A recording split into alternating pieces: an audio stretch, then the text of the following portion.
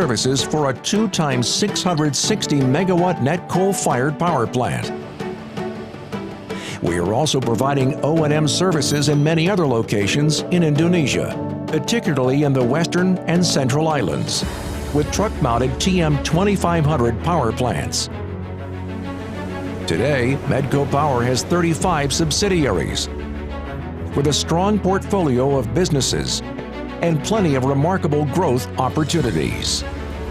Medco Power Indonesia has been growing rapidly since 2004, creating a sound portfolio of gas-to-power, geothermal, renewable, and operation and maintenance services. We also build our reputation as being a trusted and reliable power producers. In the next 5 years, we are targeting to become 5,000 megawatt power company in production and operation maintenance. We are very proud to become power company of choice, and we are looking forward to continue serving you.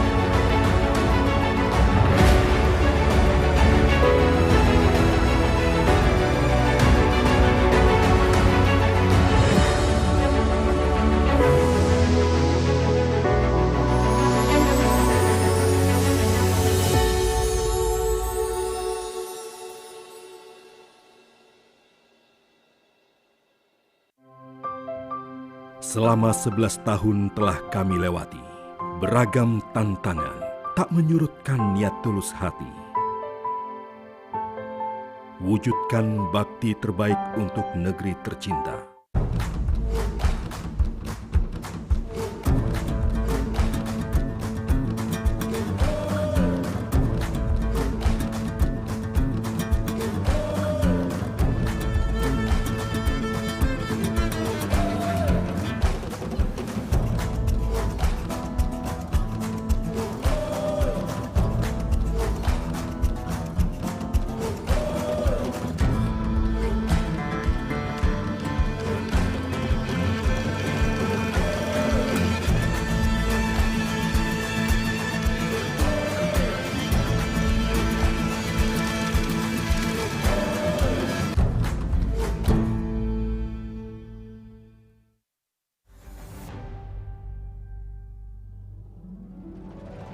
Apakah new normal itu baru ada pada saat ini saja? Tentu tidak. Sebenarnya new normal itu sudah ada sejak dahulu. Karena perubahan adalah suatu keniscayaan dalam sebuah kehidupan. Kita telah membuktikan bahwa kita selalu berhasil beradaptasi dalam kebiasaan baru. Banyak hal yang dulu kita lakukan secara manual, kini bisa diselesaikan serba digital. Saat ini kita ditantang mengubah pola keseharian kita. Tetap produktif dengan mengutamakan kesehatan. Inilah new normal kita. Komitmenkan diri untuk mengubah perilaku dengan benar mengikuti protokol kesehatan dalam era kenormalan baru. Dahulu bisa, sekarang pasti bisa.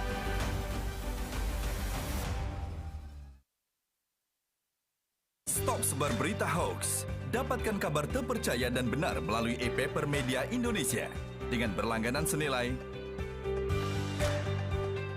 Unduh aplikasi Media Indonesia di Android, registrasi dan pilih paket berlangganan. Lakukan pembayaran dan nikmati layanan e-paper Anda. Informasi lebih lanjut. Unduh aplikasi Media Indonesia sekarang juga.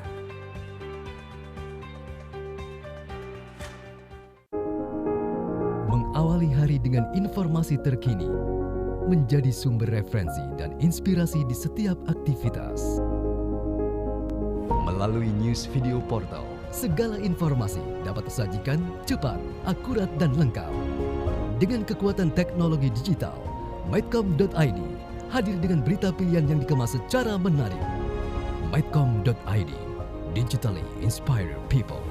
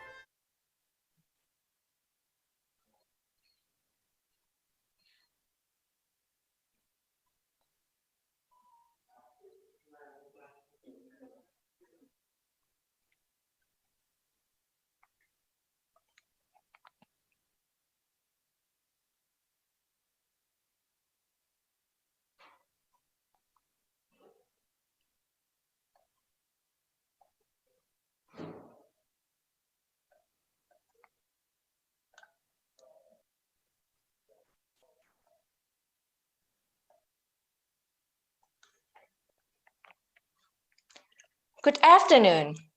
Assalamualaikum warahmatullahi wabarakatuh. To our distinguished participant, welcome to Digital Indonesia International Geothermal Convention, the IIGC 2020, in conjunction with the 20th Annual Scientific Meeting, Indonesian Geothermal Association. My name is Akdia Pratami, and I will be your MC for today.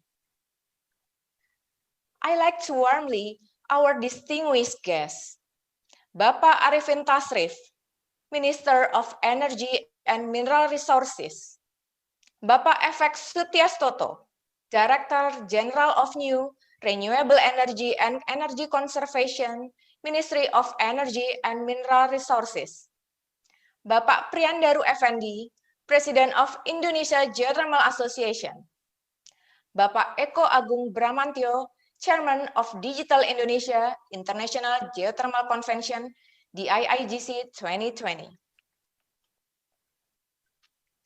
To our distinguished participants, renewable energy, particularly geothermal, plays a major role in sustainable development, as well as in energy security of Indonesia.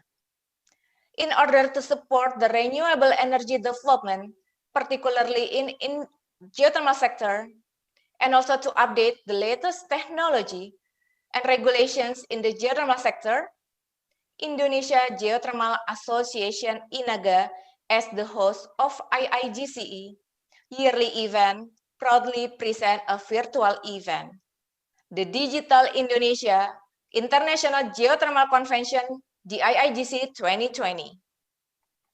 The theme of this convention is "The Future is Now, Committing Geothermal Energy for Indonesia's Sustainable Development." This virtual event is INAGA effort to continuously support and develop Indonesia geothermal sector regardless the unprecedented times of COVID-19. This event will not be possible without the support of many stakeholders, including our sponsors.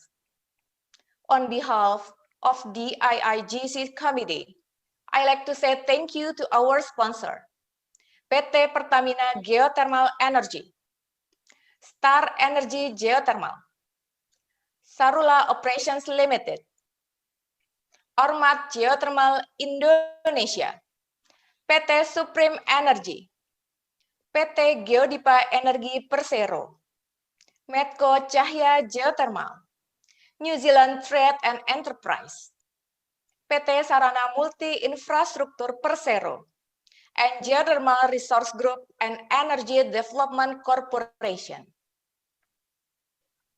This event is also supported by Media Group, Metro TV, Media Indonesia, Medcom.id, Petromindo.com, Maps and Globe, Madrok Media, Tambang, Think Geoenergy, SWA, and InfoBankNews.com as our media partner of the DIIGC 2020. I like to thank Moratelindo as official internet partner, as well as ONAS Asia as strategic digital event partner for the IIGC 2020. To our distinguished participants, we will start this event with Indonesia National Anthem, Indonesia Raya.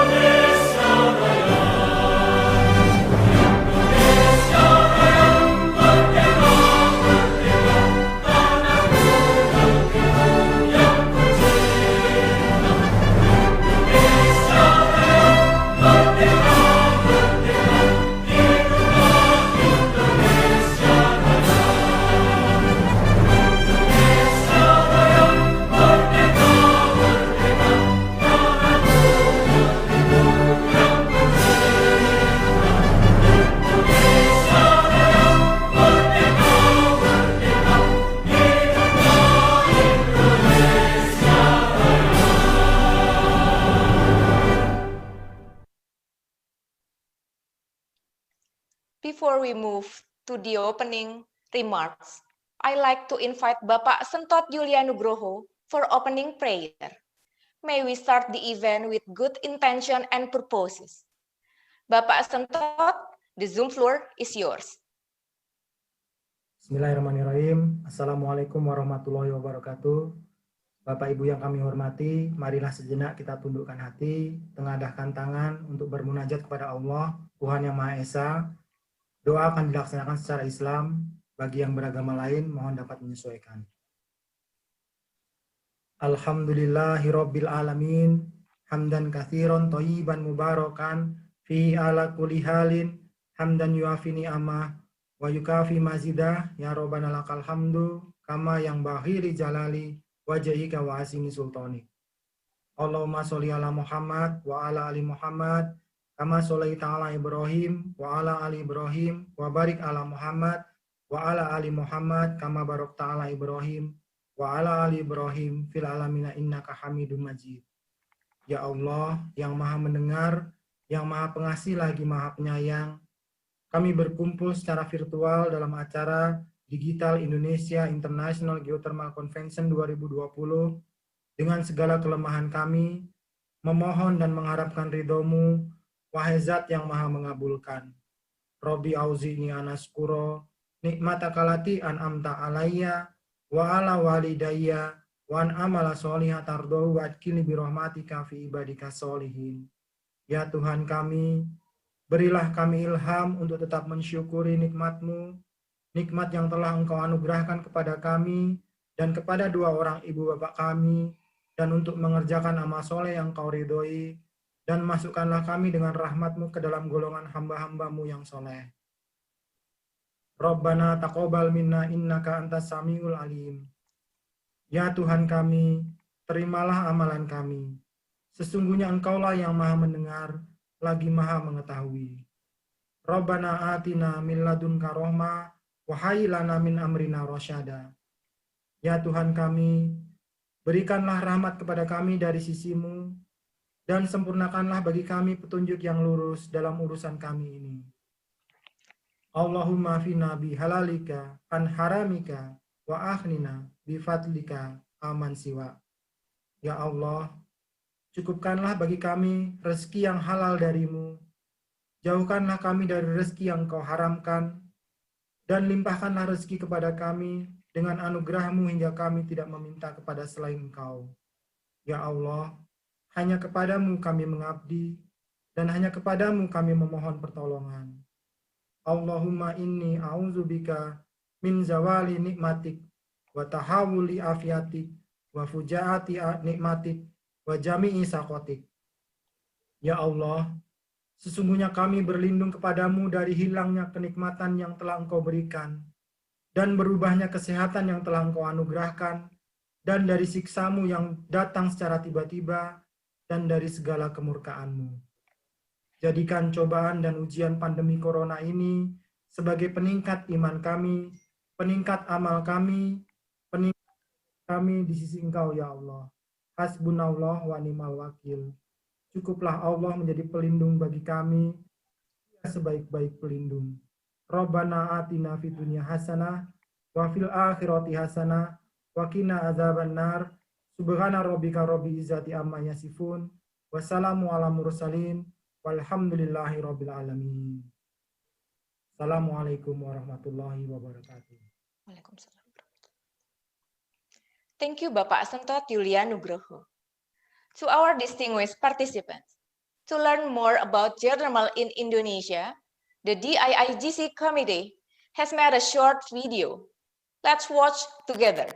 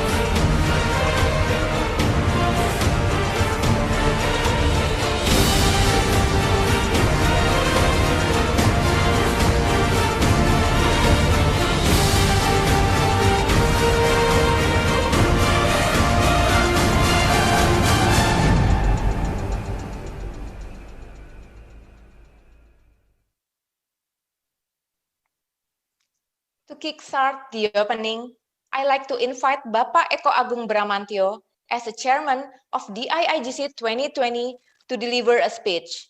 Bapak Eko Agung, kindly deliver your speech.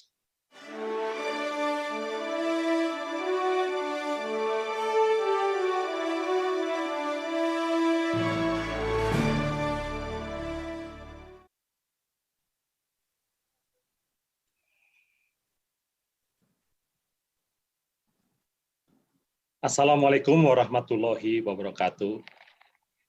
Peace be upon you. Good afternoon, ladies and gentlemen.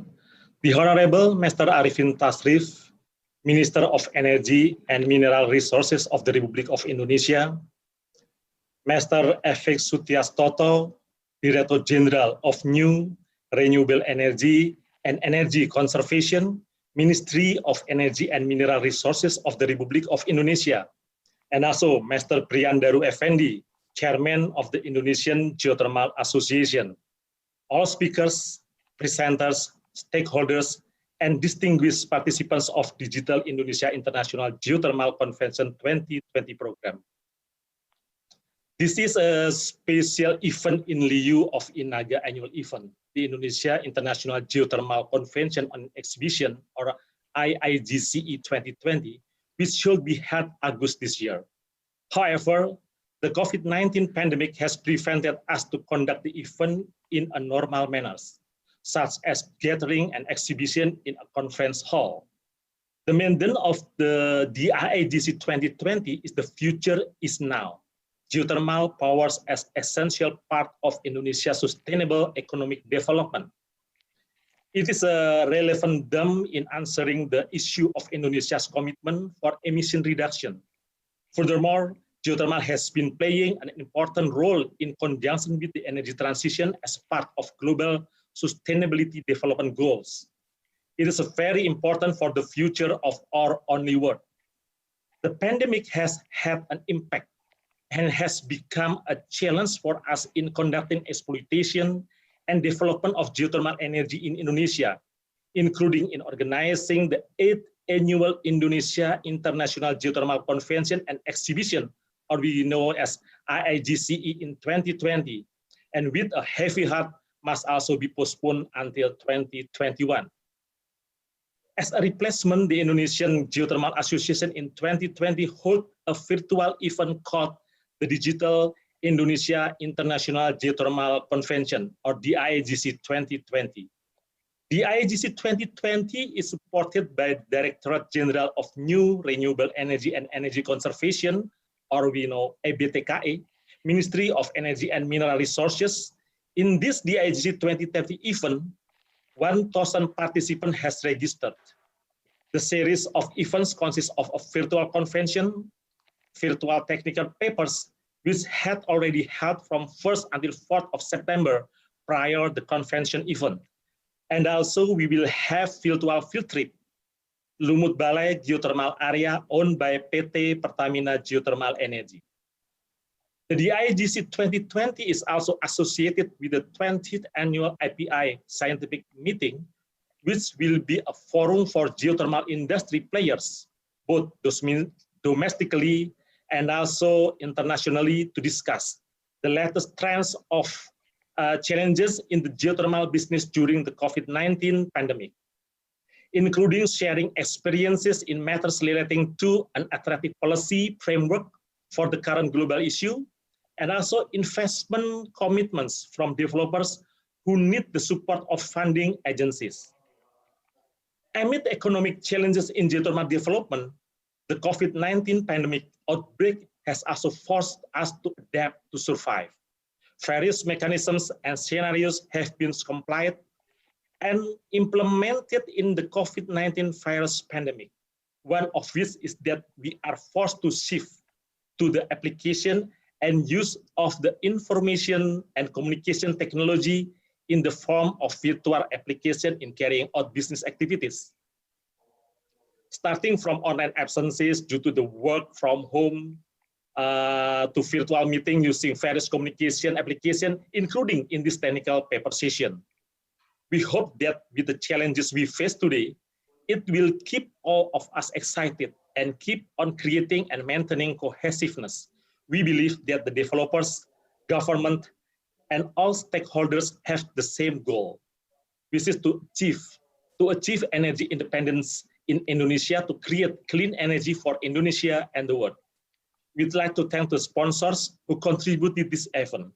There are PT Pertamina Geothermal Energy, Star Energy Geothermal, Sarula Operation Limited, Ormat Geothermal Indonesia, PT Supreme Energy, PT Geodipa Energy, Medco Cahya Geothermal, New Zealand Trade and Enterprise, PT Sarana Multi Infrastructure, Geothermal Resource Group, and also Energy and Development Corporation. Furthermore, we'd also like to thank the media partners who have become part of this event, including Media Group, Metro TV, Media Indonesia, Medcom ID, Petromendo.com, Maps and Globe, Matrock Media, Tambang, Tingyo Energy, SWA, and Infobanksnews.com. Lastly, we'd like to thank official partner also to Mora Telendo and strategic digital event partner ONUS Asia. We hope that all of participants enjoy the knowledge sharing from all speakers in this DIGC 2020. Thank you very much. Keep safe and be healthy. Wassalamualaikum warahmatullahi wabarakatuh. Waalaikumsalam warahmatullahi wabarakatuh. Thank you to Bapak Eko Agung Bramantio for the opening speech. The IIGC 2020 is one of the events held by Indonesia Geothermal Association to support geothermal sector despite the pandemic. Therefore, I like to invite Bapak Priyandaru Effendi as President of Indonesia Geothermal Association INAGA to deliver his opening remark. Bapak Priyandaru, the Zoom stage is yours.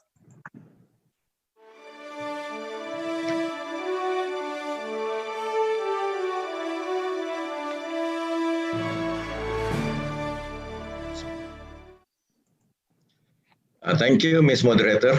The Honorable Minister of Energy and Mineral Resources, Bapak Arifin Tasrif, Minister of Trade and Export Growth of New Zealand, Honorable Bapak David Parker, Director General New and Renewable Energy and Conservation Energy, Bapak Sutiastoto, and senior officials of Ministry of Energy and Mineral Resources, geothermal developers and professionals, Chairman of the Convention, Bapak Eko Agung Bramantio, distinguished participants, Assalamualaikum warahmatullahi wabarakatuh, salam sejahtera untuk kita semua.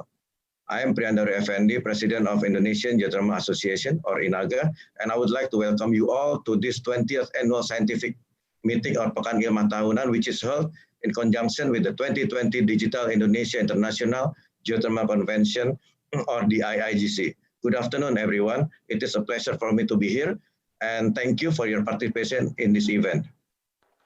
On behalf of INAGA, I would like to thank Bapak Arifin Tasrif, Minister of Energy and Mineral Resources, for his willingness to attend and deliver his keynote speech in the opening session of this DIIGC. Theme of this DIIGC event is "The Future is Now, Committing Geothermal Energy for Indonesia's Sustainable Development." The selection of this theme further affirms INAGA's position to continue voicing and encouraging the utilization of geothermal energy as the main energy in supporting the sustainability of national development and at the same time addressing the issue of climate change. We believe that through breakthrough in regulations, technology, business process, we can expect a better platform for further geothermal advancement. I expect this convention forum will produce some ideas that will further drive and promote improvement in support of the Indonesia geothermal development much faster to catch up with the target of 2025 energy mix as stated in the National Energy Policy or Kebijakan Energi Nasional. Today, I am glad to update all of you that last year Indonesia successfully added an installed capacity of 180 megawatt that made the total installed capacity of the geothermal power plant at 2130.6 megawatt and expecting additional installed capacity of 140 megawatts before end of the year. That makes total installed capacity of Indonesia become 70.6 megawatt or around 8% of its potential resources. We hope this pandemic will not affect the COD completion, and let's pray this pandemic will get over soon to let activities go back to normal. The great potential of Indonesia's geothermal energy resources, combined with Indonesia's high growth energy consumption supported by high economic growth, Indonesian government's plan to boost renewable energy development and the world concerns over global climate change should support for investment attractiveness. Unfortunately, the development of geothermal energy in Indonesia in the last few years is still less encouraging. Until now, the government, supported by INAGA, is still working on formulating a strategic solution to overcome the geothermal investment challenges, which is mainly dealing with a pricing issue that corresponds to the expected investors' project economics and buyers' affordability and supporting regulations.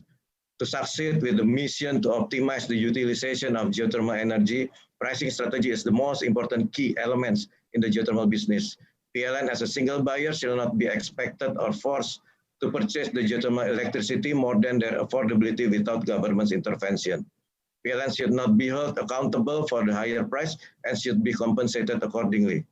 Since pricing is a strategic decision of government to promote geothermal energy, therefore government will have to pick up the difference between investors' expected project economic and PLN's affordability.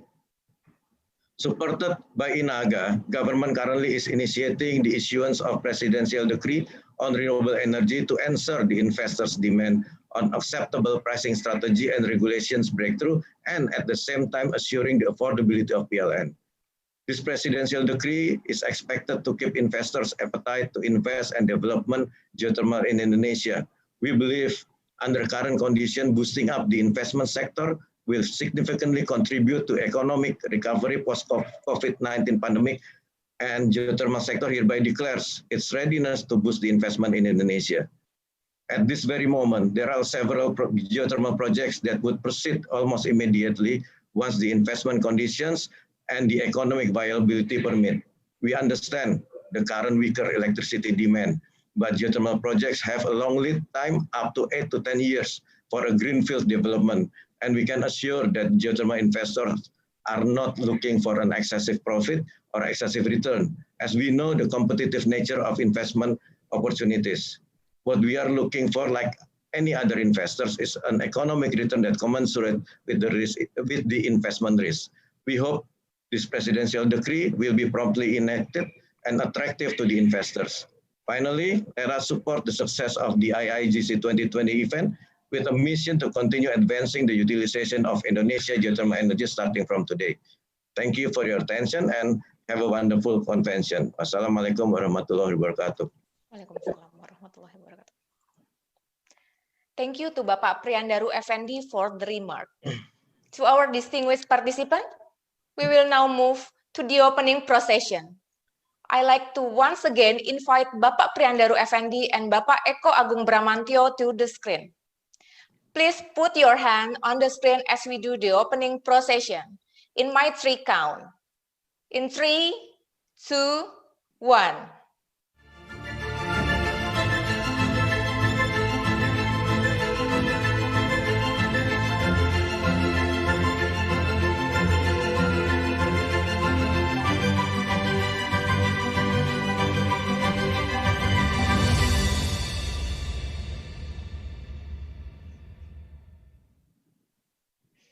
Please give a round of applause for the IIGC 2020. With that, this event is officially started. Thank you to Bapak Priyandaru Effendi and Bapak Eko Agung Bramantyo. To our distinguished participants, this is the end of the IIGC opening ceremony. In the next session, we will hear from Bapak Arifin Tasrif, Minister of Energy and Mineral Resources of the Republic of Indonesia. Afterwards, we will be having panel discussion with esteemed speakers, Honorable David Parker, New Zealand Minister of Trade and Export Growth, Satu Kahkonen, World Bank Country Director for Indonesia and Timor-Leste, as well as Alexander Richter, Global Geothermal Observer. This session will be led by Bapak Ahmad Yuniarto. For question and answer session, kindly write your question on Q&A box at the bottom ribbon on your Zoom application. Later on, after the session, we will be having some lucky draw. Without further ado, let us start with this first session.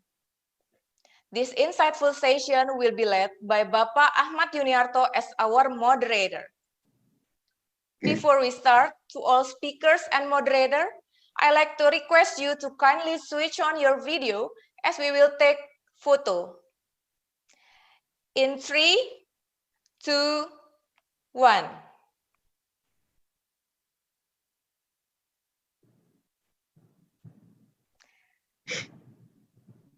And now, I like to invite Bapak Ahmad Yuniarto to lead the first convention of the IIGC 2020.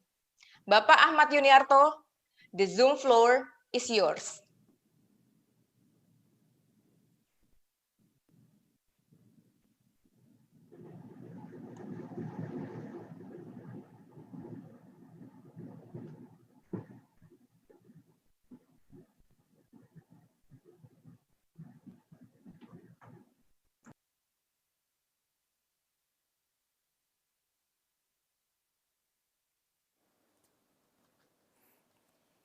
Yeah, I apologize. It's a little technical glitch in the studio. Distinguished participants, good morning and good afternoon, wherever you are. Perhaps also good evening for you who join the conference from New Zealand.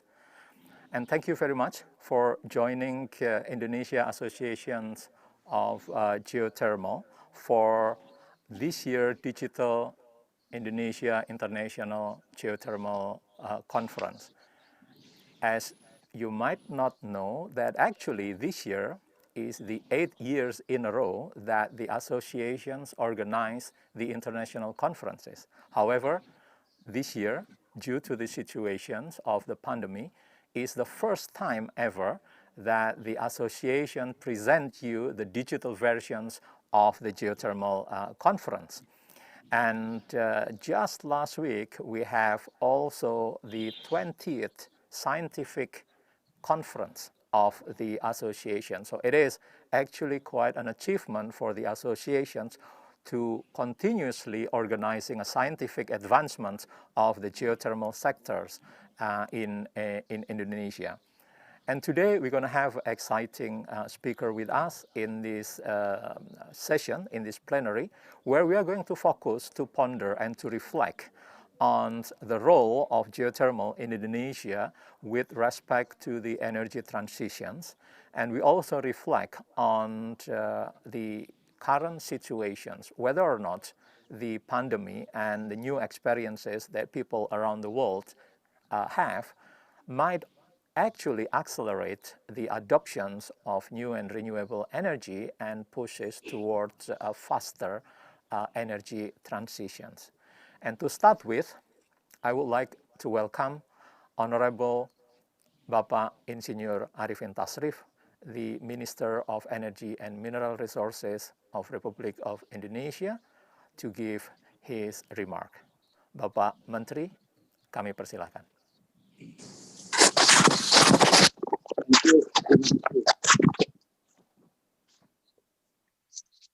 Honorable Mr. David Parker, Minister of Trade and Export Growth of New Zealand, Mrs. Satu Kakunen, World Bank Country Director for Indonesia and Timor-Leste, Mr. Alexander Richter, Global Geothermal Observer, Mr. Eko Agung Bramantio, Chairman of Digital Indonesia International Geothermal Convention 2020, Mr. Priyandaru Effendi, President of Indonesia Geothermal Association, or INAGA, distinguished guests, ladies and gentlemen, Assalamualaikum warahmatullahi wabarakatuh. Good afternoon. I'm honored today to be a part of the IIGC 2020 today, along with a number of distinguished speakers and experts in the geothermal sector.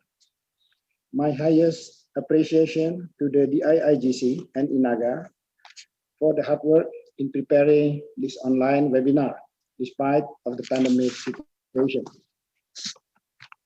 I would like to extend my warmest welcome to Honorable Mr. David Parker, whom joining us from New Zealand and also other participants from neighboring countries. One of the lessons learned from this pandemic is the greatest use of technology in bringing people closer together without boundaries. Ladies and gentlemen, energy demand continues to increase in line with the advanced civilization, technology, lifestyle, as well as economic growth.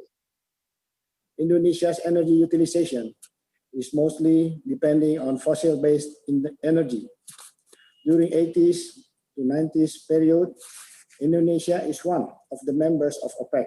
However, as the national oil reserve continue to decrease, Indonesia energy history has changed from oil exporter to oil importer. The large dependence on imported energy is one of the great challenges for the government in both strengthening national energy security as well as in maintaining trade balance. Therefore, aside from fossil energy, Indonesia is currently implementing energy transformation policy by developing renewable energy source to meet our energy needs. Developing renewable energy is also in line with Indonesia's commitment to reduce the impact of climate change in accordance with Paris Agreement.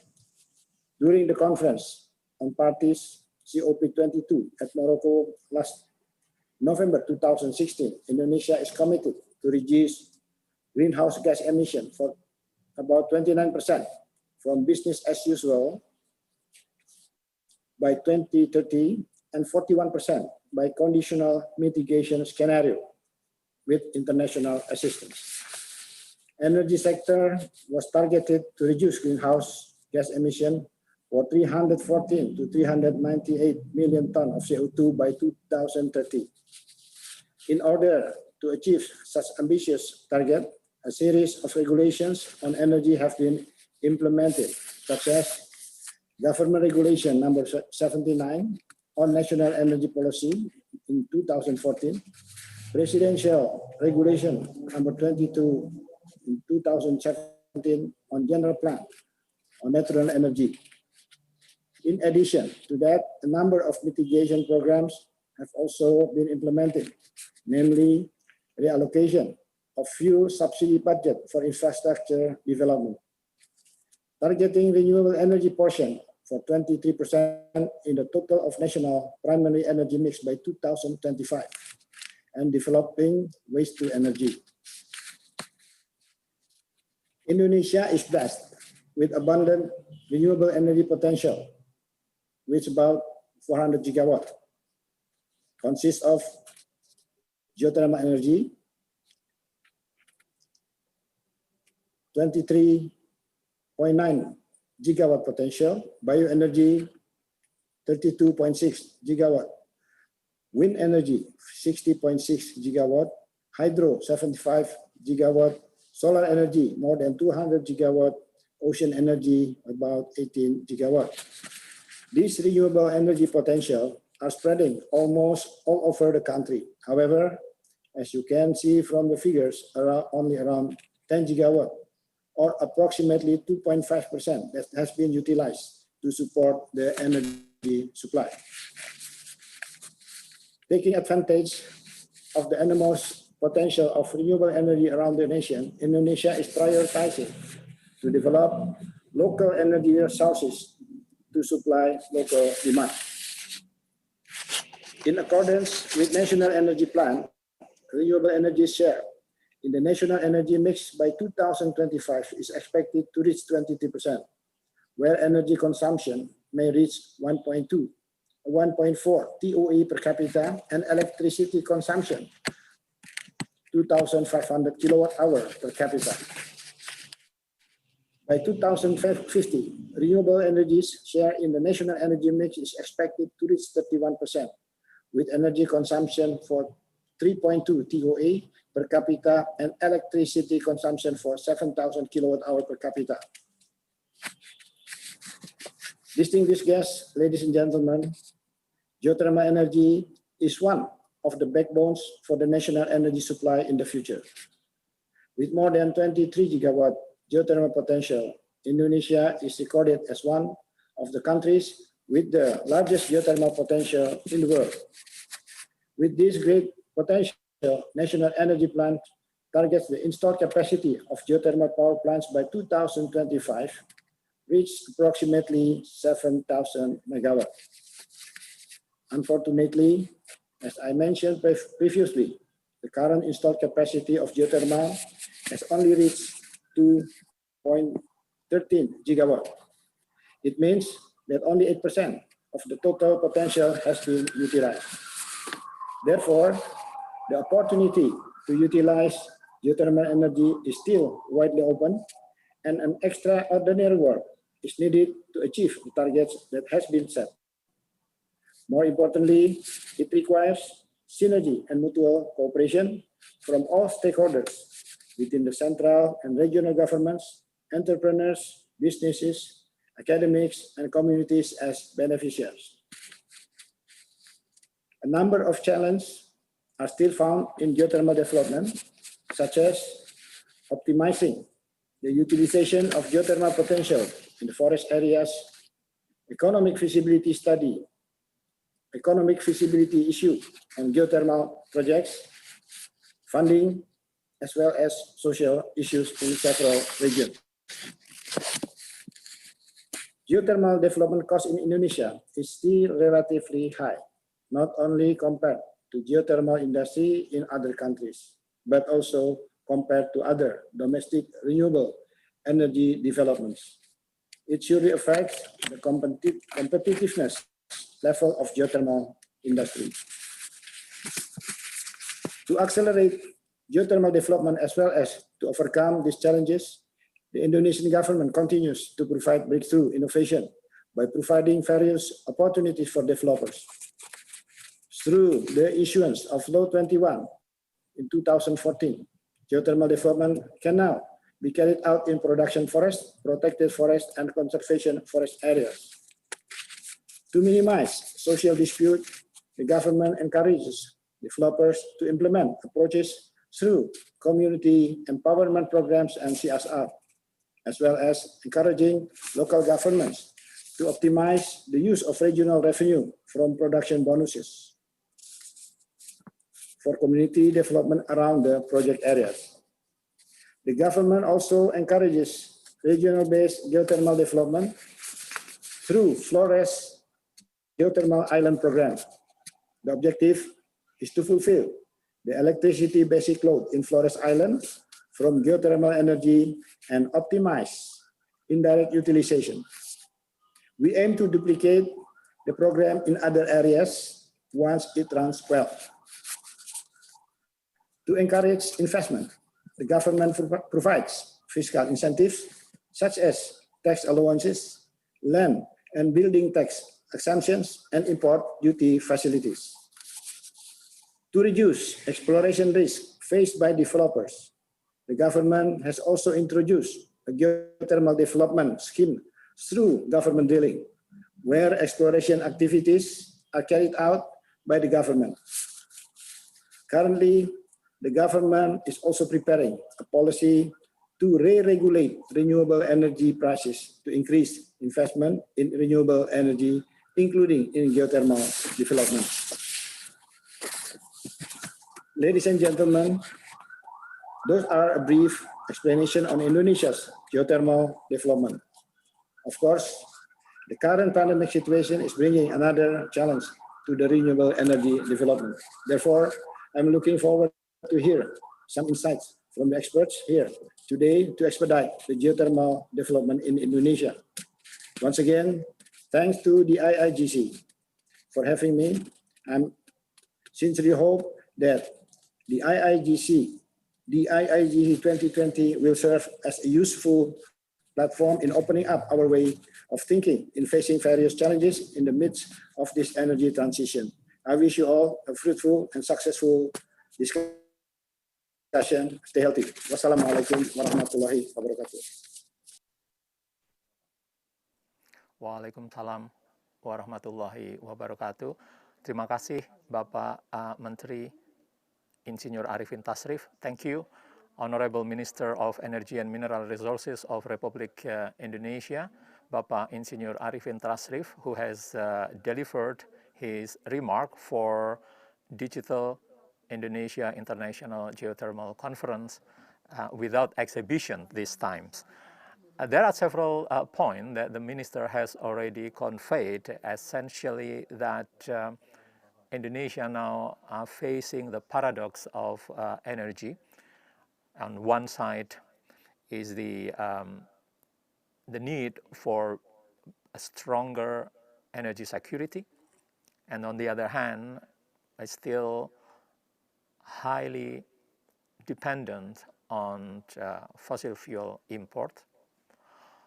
The other side of it is a huge potential of renewable energy in Indonesia. However, geothermal, for example, instead of 7 gigawatt by 2025, as is mandated by the National Energy Policy, this year in 2020, we have only 2.1 gigawatt of installed capacity from geothermal. So we have 5 years to catch up, and essentially today we are here and we have other honorable speaker.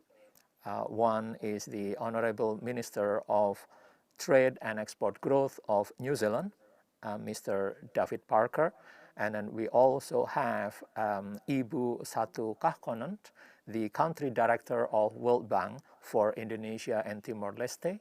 And we also have from Iceland Geothermal and Think Geoenergy, Bapak Alexander Richter.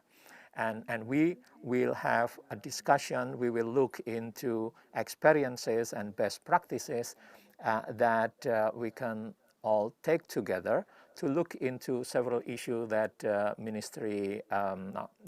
Minister of Energy and Mineral Resources, Republic of Indonesia, Bapak Arifin Tasrif, has posed. The issue of investment, the issue of efficiency of the geothermal developments, and how are we going to tap into the indirect use of geothermal also in Indonesia. Now I would like to invite Ibu Satu Kahkonent, the Country Director of World Bank for Indonesia and Timor-Leste, to share with us her view. Terima kasih, Pak. And Assalamualaikum and Selamat Siang, Honorable Ministers and ladies and gentlemen. It's my great pleasure to join this event today and talk about the World Bank perspectives in supporting geothermal energy in Indonesia. We strongly believe in the need to transition to clean energy, to leave this exceptionally beautiful country in a good shape to future generations. Next slide, please. So as Honorable Parliamentary already mentioned, the government of Indonesia is also basically recognizing the need to transition to clean energy. And the government has made bold commitments in terms of transition to renewable energy and in terms of reduction of greenhouse gas emissions. Specifically, the government has committed to raise the renewable energy share to 23% by 2025.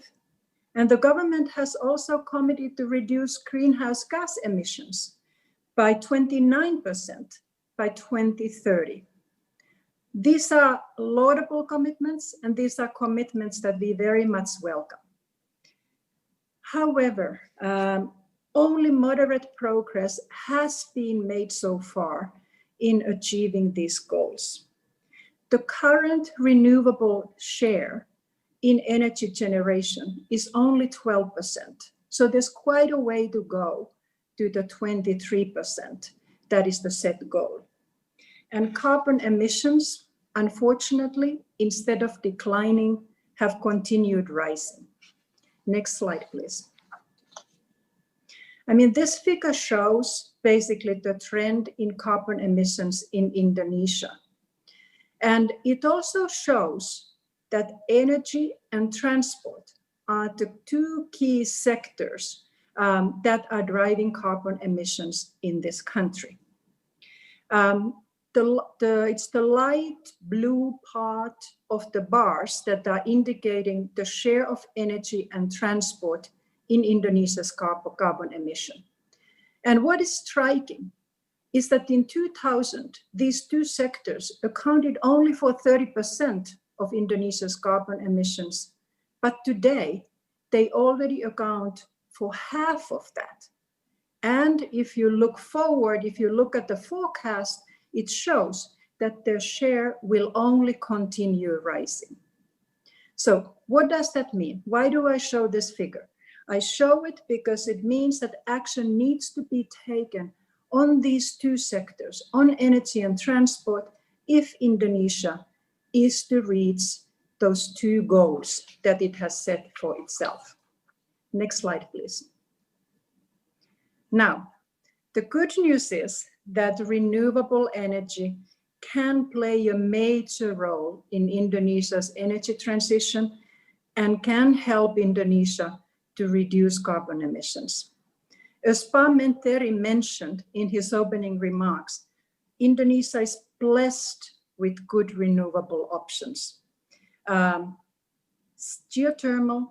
hydropower, solar, offshore wind are all viable technologies in Indonesia. And that's not the case in every country in the world. So Indonesia is very lucky. And these technologies could provide an opportunity for Indonesia to decarbonize its energy mix. And the government recognizes this. And Indonesia's power company PLN currently plans to integrate 16.7 gigawatts of additional renewable energy before 2029. Next slide, please. So let's then turn to geothermal, which is the topic of this convention. Of those many renewable options that Indonesia has available, geothermal can play a big role both in large and small grids. In the case of main grids, geothermal could help to decarbonize them. The Java Bali and the Sumatra grid are the two main grids of Indonesia, and they account for 85% of Indonesia's energy demand. But today they rely heavily on coal. There is an opportunity to develop up to 20 gigawatt of geothermal in these grids, and thereby help to reduce the reliance on coal and help Indonesia to reach its carbon emission target. But it's not only the main grids where geothermal can play a role. It can also play a role in small grids. It could be used to improve access to energy in eastern Indonesia, in those eastern islands that are far away from Jakarta. These islands have the lowest electrification rates in the whole country, and they rely on small diesel-based grids. There is an opportunity to develop 1 to 2 gigawatts of geothermal energy on these islands and at a lower cost than diesel generation. So it's a cost-effective solution for the outer islands. And this would address Indonesia's last-mile electrification challenge. Next slide, please. So Indonesia is blessed with enormous geothermal potential, and the case for using the geothermal is very clear. So in light of that, why has this opportunity not been tapped yet in a major way? We hope that it will be tapped going forward, but why not so far? What are the barriers to geothermal development in this country? There are two big barriers to geothermal development. The first and the main barrier to geothermal is that geothermal needs to compete with the subsidized price of coal-fired electricity. The government regulation is limiting potential competition from geothermal by capping geothermal tariffs at the average regional electricity generation cost. This was already mentioned in some of the opening remarks. And since the estimates indicate that for large geothermal projects to be viable, tariffs would need to be in the range of 10 to 12 US cents per kilowatt hour. And while the average subsidized coal generation cost is 7 to 9 US cents per kilowatt hour, it's very hard for geothermal to penetrate the market. But the cost comparison used by policymakers does not price in the externalities, such as air pollution and carbon emission. If these externalities were reflected in the cost calculations, the cost comparisons of various energy options would look quite different. So next slide, please. And this slide is showing the cost comparisons when the externalities, air pollution and carbon emissions, are taken into account. The light blue bar basically indicates the direct costs of different options to PLN. The red part of the bar is basically showing the subsidies that are needed to make these options viable. And the white portion of those bars is showing the cost in terms of air pollution, and then the dark gray finally is showing the cost in terms of carbon emissions. And as you see, the cost in terms of air pollution and carbon emissions are only applicable to coal and gas, the two bars that are on the right-hand side. And this figure, I mean, when these calculations are done, and what this figure shows is that if cost to environment were priced in the tariff, coal would be by far the most expensive source of energy for Indonesia. But this figure also shows that the latest international benchmark prices for wind and solar are much lower than the price of coal.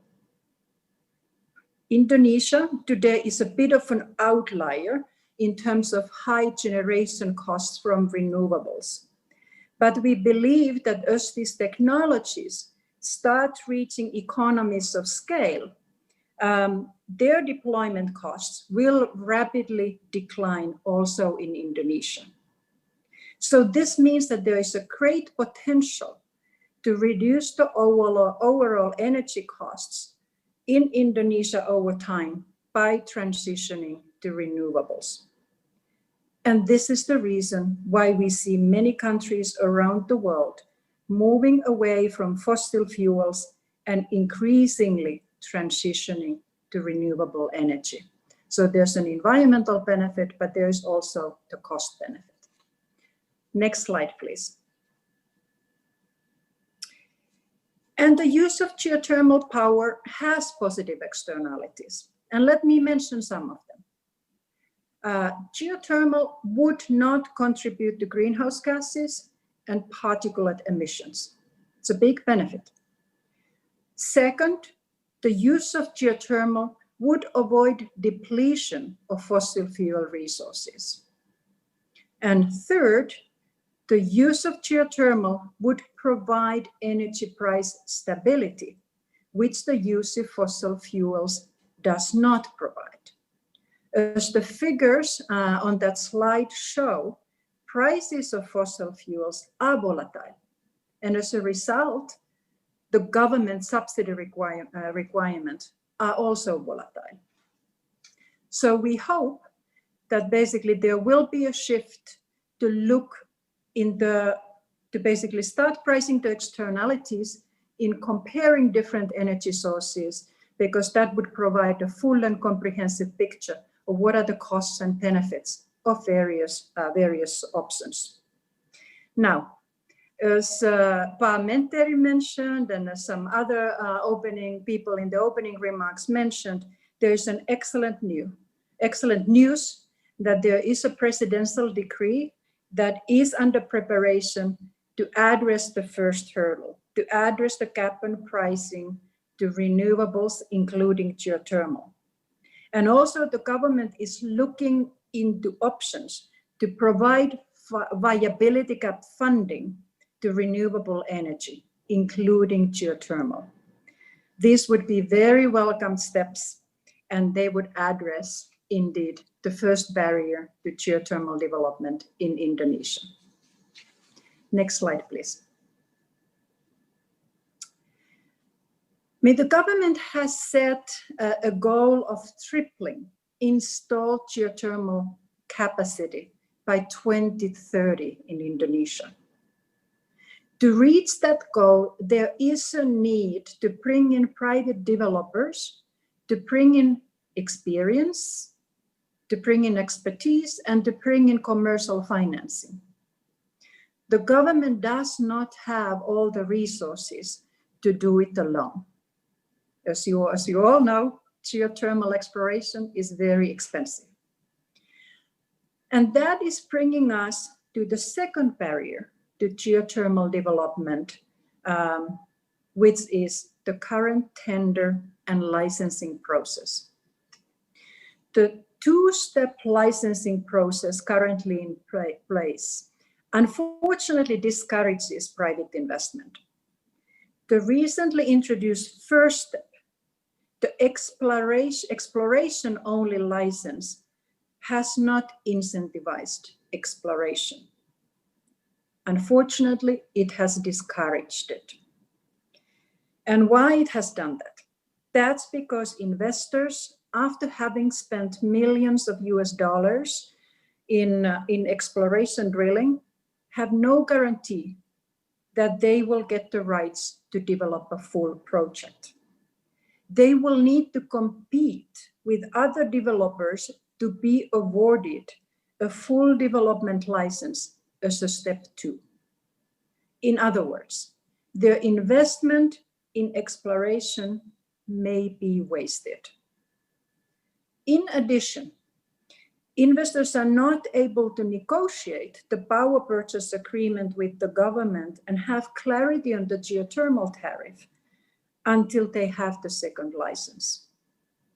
So as a result of this, investors are complaining about licensing system and voting with their feet. Practically no investor has moved forward into exploration under the current licensing regime. And therefore, it would be very important to adjust this system so that we get the private investors in to develop the geothermal capacity in the country. Next slide, please.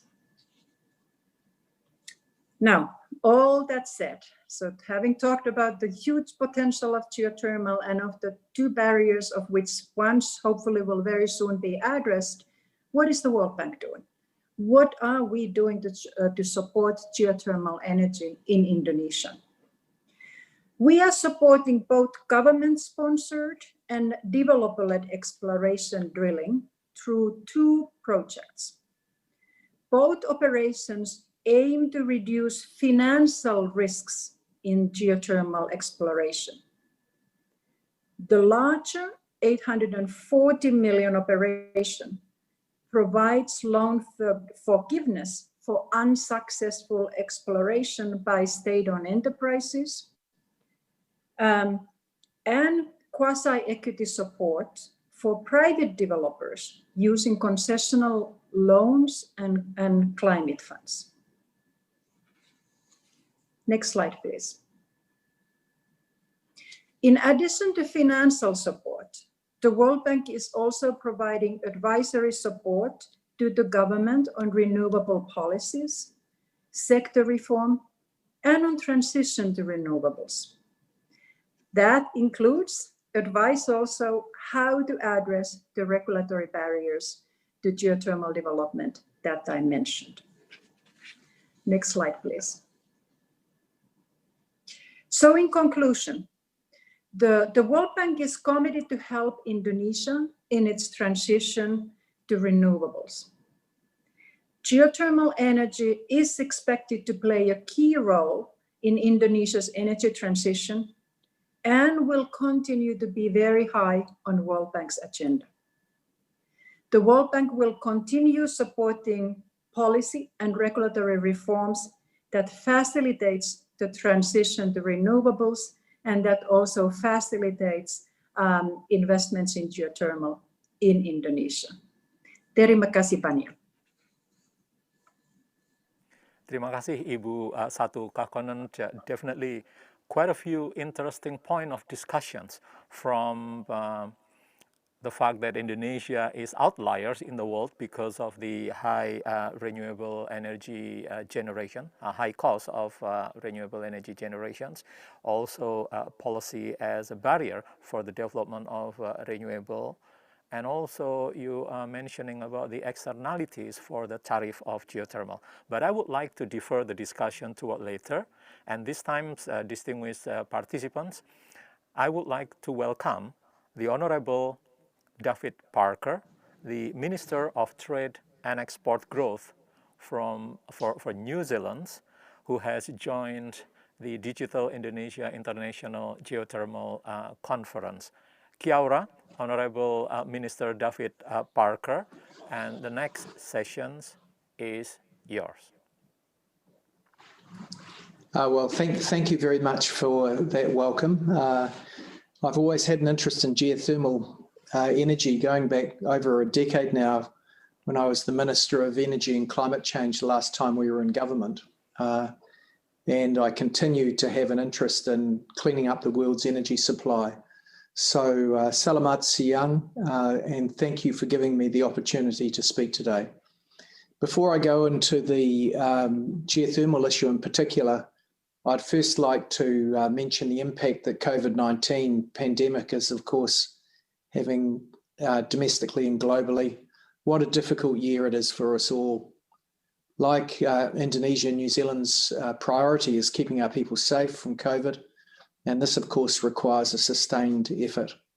On behalf of New Zealand, can I express our condolences to Indonesia for the lives that you've lost in Indonesia as a result of COVID-19. And can I assure you that in these unprecedented times, we're going to continue to work together with Indonesia so that we can together overcome these challenges. Thanks to the work of the Indonesia Geothermal Association, INAGA, it's really great that you've pivoted this annual conference to a digital event. And could I please acknowledge Mr. Arifin Tasrif, the Minister of Energy and Mineral Resources of the Republic of Indonesia, for his keynote speech opening this session, and Mr. Abid Uniato, our moderator today, and I'm terribly sorry if I've pronounced your names incorrectly. Sunlight, water, and geothermal heat, these are the sources of renewable energy that are abundant in New Zealand. Yet we don't take these resources for granted. We're an isolated country, and we've always had to find innovative ways to solve our problems because we're so distant from our neighbours. And that's included the development of our geothermal resources. And the story I'd like to tell today is about the long and strong history of partnership that New Zealand and Indonesia have had to harness geothermal energy, and the role that this partnership can play in a green recovery to help deliver growth and prosperity in Indonesia and lower yours and the world's greenhouse gas emissions. Geothermal energy has historical and sacred significance for New Zealanders. The indigenous New Zealand people, Maori, harnessed geothermal energy for anything from cooking to warming shelters. And stories have passed down through the generations about the significance of New Zealand's geothermal energy to our Maori population. Today, New Zealand continues to utilise this renewable natural resource.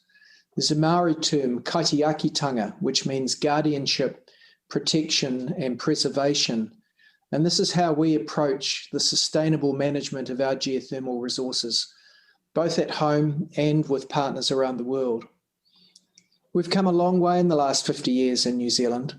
We were once highly dependent on fossil fuels, and fossil fuel exploration and development was supported by government subsidies. Over time, we made steps to improve our regulatory environment for renewable energy. We abandoned our fossil fuel subsidies. We opened up our economy to international trade, and we adopted intellectual property laws that both support innovation and creativity. Like Indonesia, renewable energy is predominantly hydro in New Zealand, followed by geothermal and then wind and solar. We're already well on the way to ending our reliance on fossil fuels, especially in electricity. Currently, 80% of our electricity is from renewable sources, 17.5% is from geothermal resources, and New Zealand's the 7th largest geothermal power generation, we've got the 7th largest geothermal generation capacity in the world. As I said earlier, Indonesia and New Zealand have got a long history of sharing geothermal expertise. This started through our aid program, and we've been a long time supporter of the geothermal sector in Indonesia. 36 years ago, Indonesia's first geothermal power plant was switched on. It was the result of a collaboration between the Indonesian government and the New Zealand government. The Kumalyung power plant in West Java was made possible through investment by the New Zealand aid program. The power plant was inaugurated after many years of support, which went from mapping the potential of the geothermal fields, then exploring them, and the construction of the plant itself. And our relationship with Indonesia has continued to grow through training, capacity building, and commercial collaborations. Over the past half century, we've in New Zealand invested hundreds of millions of dollars in Indonesia's geothermal development. We've trained and continue to train Indonesian geothermal experts. Our education, engineering, and technical experts are all active in Indonesia, and I know that they enjoy their association with the Indonesian experts. Indonesia's long partnership with New Zealand is set to reach new heights as Indonesia's goal of reaching 9,500 megawatts in geothermal power generation by 2025 is achieved.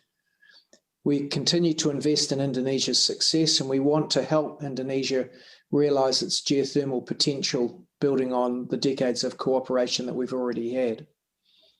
Indonesia is now the largest destination of development assistance from New Zealand outside of the Pacific. We've committed about $62 million New Zealand dollars to Indonesia between 2018 and 21. And renewable energy is one of the key pillars of this aid, together with disaster risk management and agriculture and education, which are areas which we also have expertise in. Included in this is $30 million that we're investing in geothermal training with the Human Resource Development Agency. We're also helping with technical assistance to geothermal partners, including the Indonesian Ministry of Energy and Mineral Resources, and more widely providing assistance to improve access to renewable energy in Maluku. We focus on capacity building through New Zealand's support for training in the Indonesian geothermal sector. And we hope that we aid in practical training for geothermal technicians and operators across all aspects of geothermal development, including not just exploration, but also new plant development, construction, commissioning, operation, and maintenance. The New Zealand support for accelerating geothermal energy development in Indonesia is a 5-year technical assistance and capacity building partnership with the Human Resource Development Agency and the Indonesian Geological Agency. This supports prioritisation and allocation of geothermal working areas for development. It improves geothermal resource data and tendering processes for concessions, and it helps expand Indonesia's geothermal exploration drilling program. Jacobs New Zealand, a New Zealand company based in Indonesia, has been contracted to deliver GeoINZ alongside this work. And New Zealand provides short-term training in New Zealand, as well as some postgraduate scholarships at various New Zealand institutions.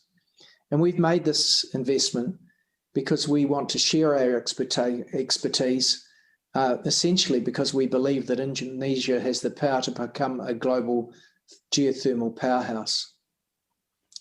You're a bit like us. You sit on too many volcanoes to be comfortable, but they do bring their advantages when it comes to geothermal power production.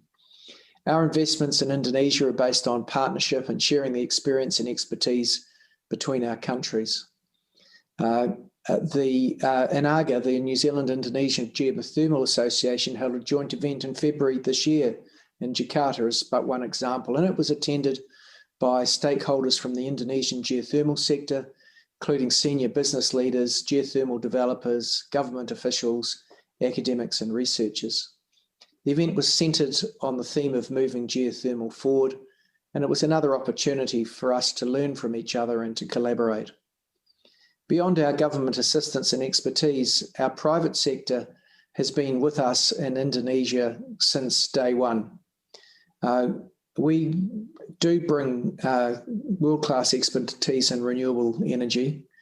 We've had to develop this for ourselves and with our partners, and we think this makes us a natural partner for countries looking for innovation and advanced technology to help harness their own renewable energy opportunities. Our trade promotion agency is called New Zealand Trade and Enterprise, and we've also supported the Indonesia Trade and Enterprise, the Indonesia Geothermal Convention and Exhibition. And this has opened up various business opportunities and commercial deals for the benefit of both of our countries.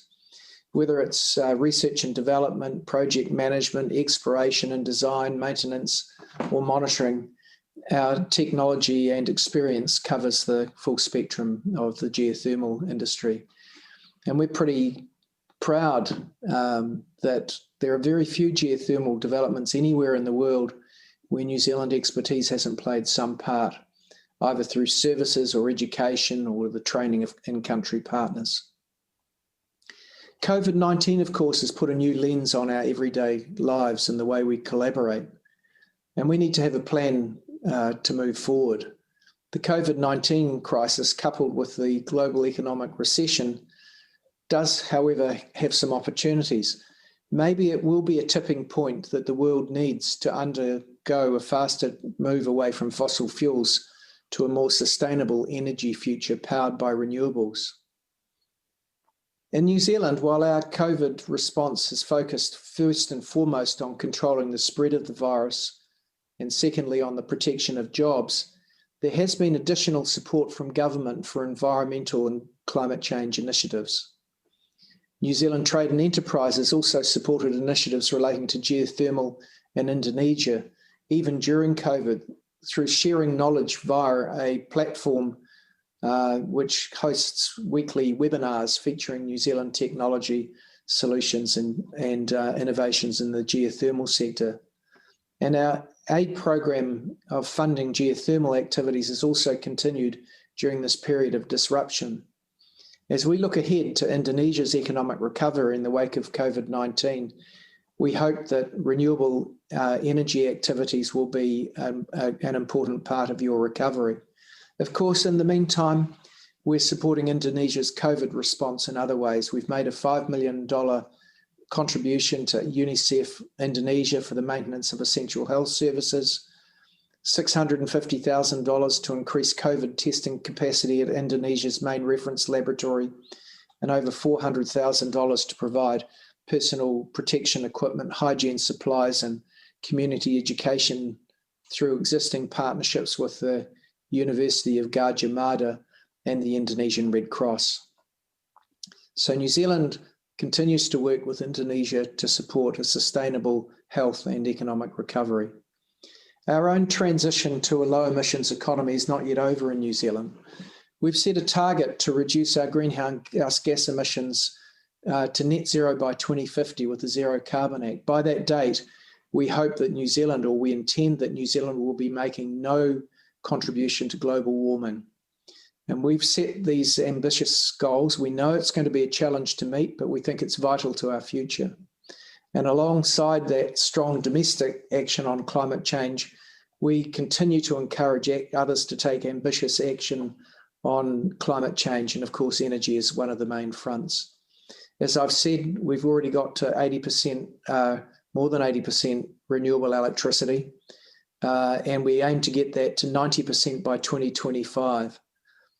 There's sometimes a mindset that looking after the environment involves a trade-off with economic growth. We disagree.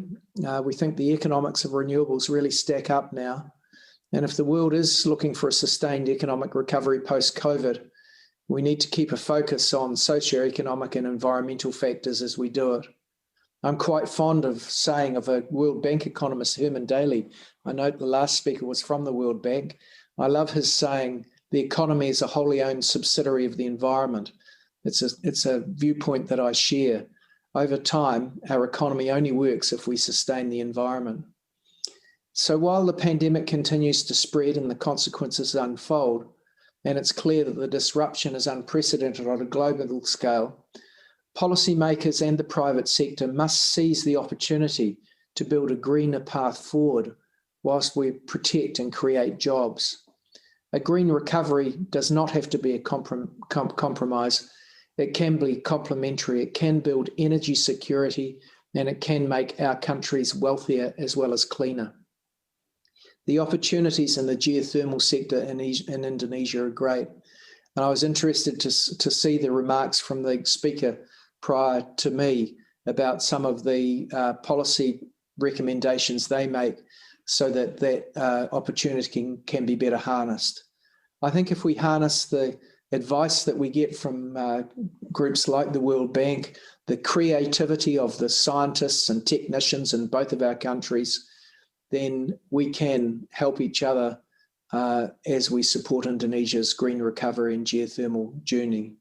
Our locations on the Ring of Fire, of course, bring many challenges, but they also bring huge opportunities for renewable energy. They create a natural bond between the people of both of our countries. So I know that despite the current COVID-related challenge, our strong relationship will continue to grow, and that we will seek to use innovative ways to create clean, affordable, and renewable power. Thank you so much again for the opportunity to be here today, and I look forward to contributing to the discussion which follows. Thank you. Thank you, Honorable David Parker. While the world has a lot to learn from New Zealand in terms of managing the response to COVID-19 pandemic, we also would like to learn from New Zealand. You mentioned about the inevitable green recovery. Would you share your tips on that topic for the policymakers who are looking for preparing a green recovery post-pandemic? Honorable David Parker, please. Sure. Well, you've got to clear out the barriers that make renewable energy more expensive than it needs to be.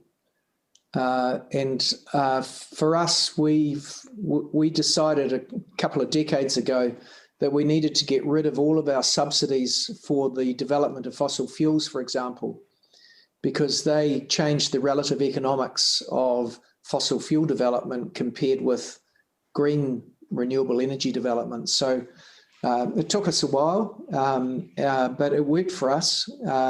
And what it caused was the reallocation of capital from both government and the private sector towards renewable sources of energy rather than fossil fuel-based sources. In the end, it's made our electricity prices very competitive worldwide without government subsidies. The second point is you've got to, we spend a lot of effort trying to make it easy for people to do business.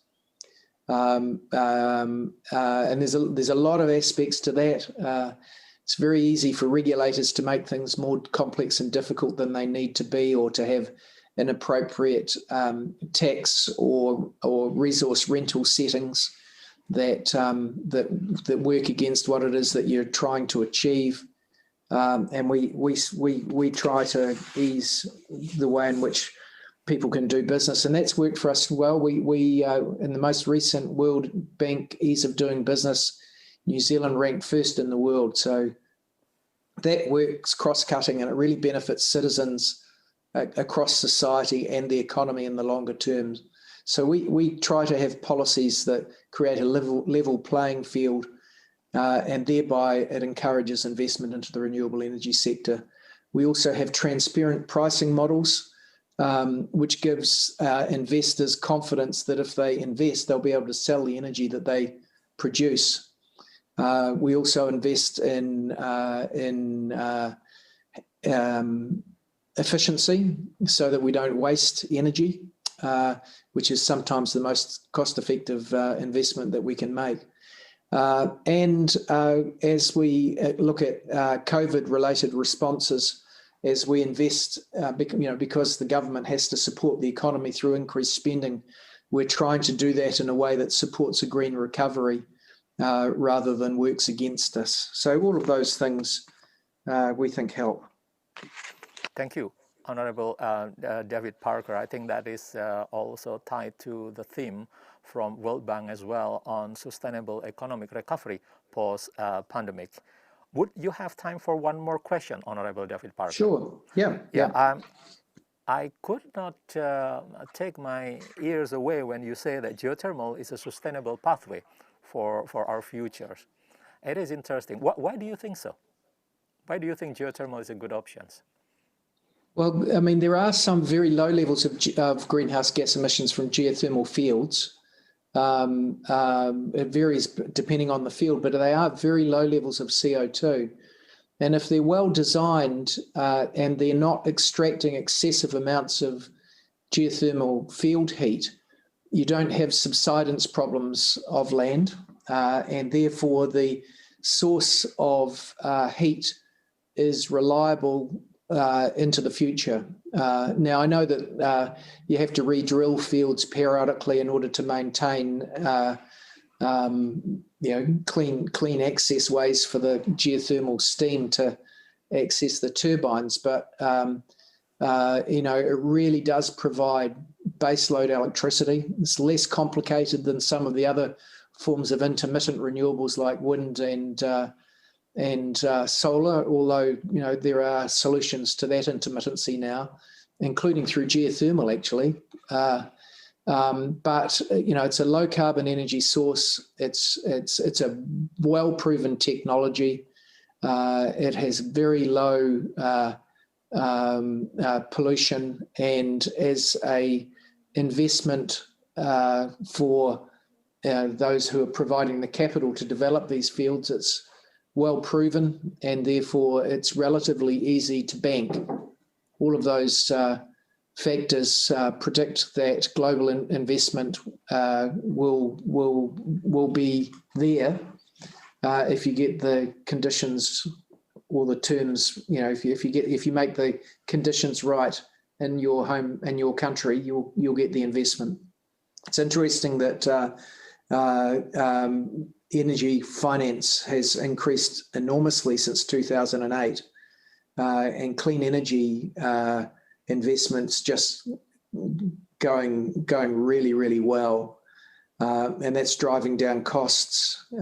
So I think that the future's bright for the geothermal industry, as it is for other sectors of renewables around the world.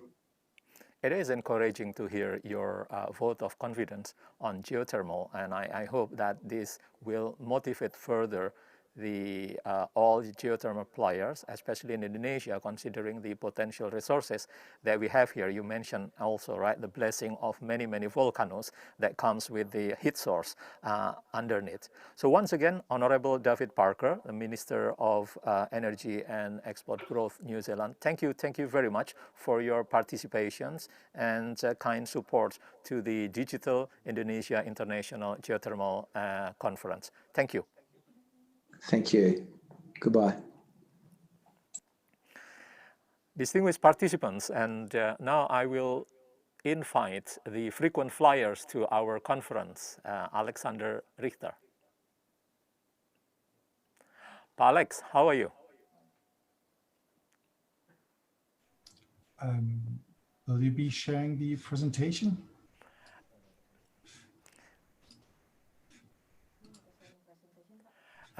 Alex, can you hear me? Yes, I can. Oh, okay. Right. Before you start your presentation, I was just keen to hear your comments on what Ibu Satu Kahkonen mentions in her presentations, that Indonesia is actually the outliers in the world. The fact that the cost of renewable, including geothermal power generations, is quite high. Do you have anything to say about that, please, before you start? Naturally, you have geographic, depending on geothermal resource development. So as further remote a location is, the more expensive it becomes to develop. So that's clearly an issue. Another issue is the transmission that you have to the communities that need the electricity. So all of these adds cost to the overall development, but that the same applies to other sources of energy that you need locally. So the question is, pairing resources with demand is the challenge, and depending on where this resources is and where it's needed. But it can also be an opportunity to plan and energy use differently, in the sense of developing energy having energy development where you can actually have economic development. So pairing demand with power generation and thereby decreasing the cost. So yes, the cost maybe is expensive in that regard for geothermal, but it also presents opportunities. Yeah, very true. So in that case, perhaps that the geographical situation of Indonesia as a fast spread archipelago that contributes to that issue of matching demand and the supply and also the transmissions. Distinguished participant, I give you Alex Richter. Thank you. Thank you.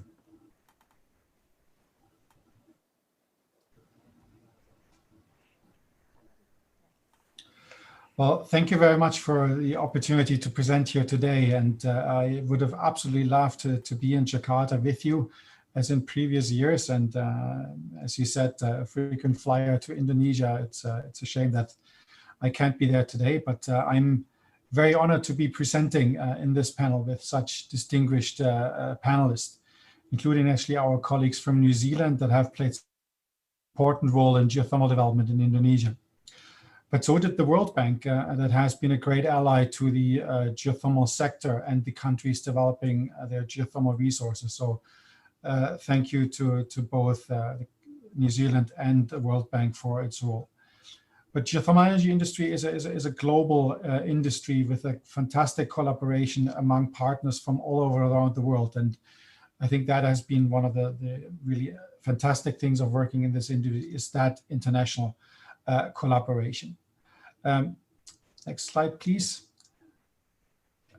Many of you know me as the founder and editor of Think Geoenergy, the news platform for the geothermal sector. I've recently joined Iceland Geothermal, which is the industry representation of geothermal in the renewable sector for Iceland.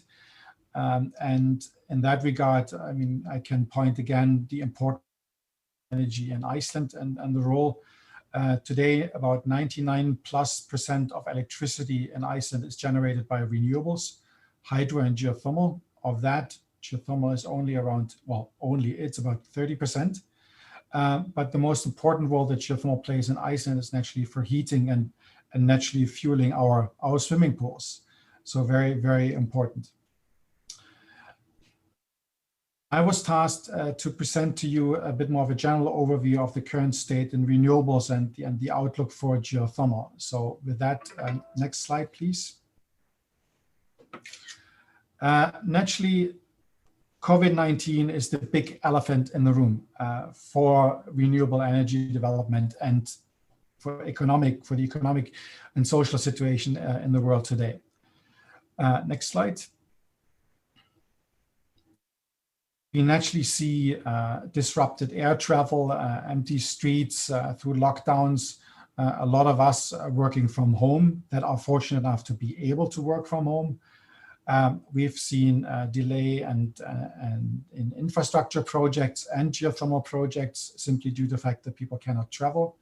So all of these naturally are challenges for us doing business, but naturally the challenges go way beyond that with the social impacts that people experience in their personal lives.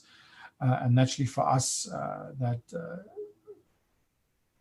have the possibility to work digitally, it is relatively easy compared to others who are on the front line, such as people in the healthcare sector or in the retail sector. So our thoughts actually are with those, and particularly also those that have experienced the loss of a family member. So our thoughts are with you. With that, to the next slide, please. One of the big elements of the COVID-19 situation, the pandemic, has that we've seen a drop in electricity demand, and that naturally will have also a big impact to the overall energy sector. Here an overview of Europe, where electricity demand has been struggling to return to normal, and new lockdowns this late summer naturally kind of will strengthen that, and it is unclear kind of how far electricity demand will return to normal or when that will be. So that naturally is a challenge not only to the overall electricity market, but naturally also to the renewable energy market and geothermal. Next slide, please. So what does that mean, the lower electricity demand at this current point in time? We see pressure on the utilities from the off-takers. We've seen in countries that resource-related sectors have pulled down some of their business and have stopped some of it. So with that, basically, there's a decreasing demand, for example, for aluminum, which puts a pressure on aluminum smelters and thereby the utilities that serve those. With that, basically, we have a situation of overcapacity, and that naturally increases overall competition with a further pressure on price, and that's naturally counterproductive to further investments, at least in the near future. And what does that mean? That means that there's slowing development in power projects for now. But how far that will affect, we will have to see. But it clearly affects the industry today. There's slowing development, and that naturally applies to some of our colleagues in other countries who are faced with that kind of overcapacity. Next slide, please. And as I indicated, the economic pressure on countries is tremendous. We've seen a lot of countries that depended largely on tourism, strong job losses, also in the service sector. Naturally, the social challenges, people in lockdown, family not being able to leave their homes, naturally different in different regions where you have larger homes. So all of these kind of like creates strong challenges for local economies, and how these local economies can recover will depend on how quickly jobs can be created to bring people back to the workforce and thereby push the local economy. And with that, we're seeing a focus on price only, and that naturally puts pressure on renewable energy drive, at least in the short term. In the long term, actually, it might be the opposite, because we've seen a lot of the economic recoveries forcing renewable drive into these recovery packages. So that could actually be a positive effect. But in the short term, the pressure is on renewable energy and all others on price only, and that depends on how we can compete on that. With that, I'm going to the next slide. And we see this already with the updated projections for renewable energy development internationally. So here are solar and wind forecasts that have been hit greatly by by the virus. So solar, quite a bit of a drop, and so is wind. But as we can also see, it's maybe not as dramatic as one could have feared. And I think the overall consensus is that it will come back to further growth. How fast it will be, time will have to tell. Next slide, please. But naturally, the big question is, what does that mean for geothermal? How do we deal with the situation under those circumstances? Next slide. And with that, we have to point that there are definitely geographically differences. It will be different countries, how fast they are able to get out of the pandemic situation. We see definitely issues in the future going forward with technology changes. And particular also the question of how geothermal will be developed. Will there be a continued focus on power generation, or are we use?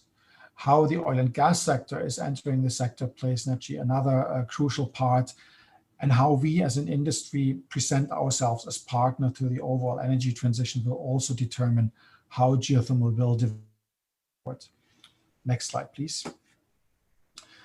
And with that, I would like to give you an updated overview on for geothermal capacity going forward. And I think that will naturally be a bit of a challenge with regards to the ambitious goals of Indonesia. And clearly here, this is the global overview, and it shows clearly that in order to achieve these ambitious goals, and Indonesia had set itself changes to the regulatory environment and support of happen now. The further we delay this, the further there will be a delay in development.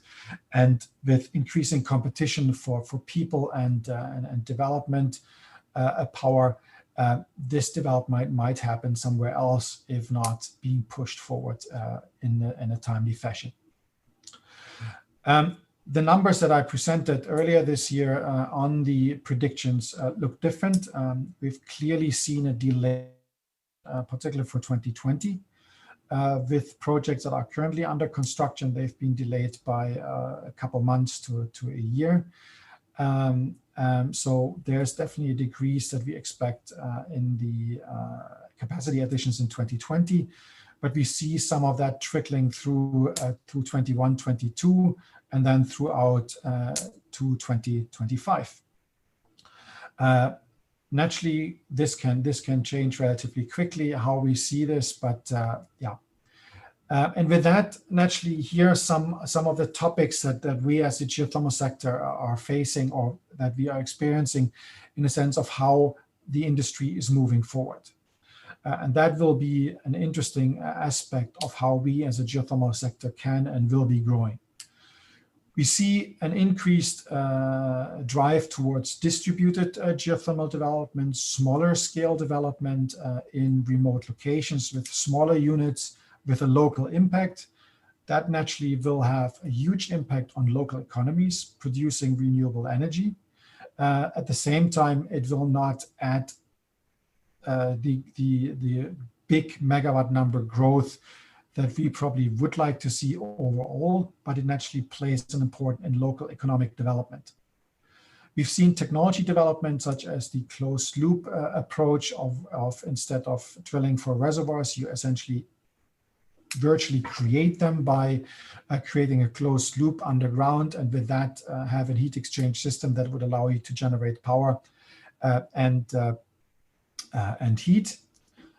We've seen the continued drive to improve drilling technology, and with that drive down costs for drilling, and that naturally could have a large impact on geothermal in the price of geothermal development. We've seen also increasingly the Slimville approach making inroads in a sense of speeding up development, driving down cost, and de-risking projects. And that naturally also can go hand in hand with this distributed approach with smaller plants and quicker development.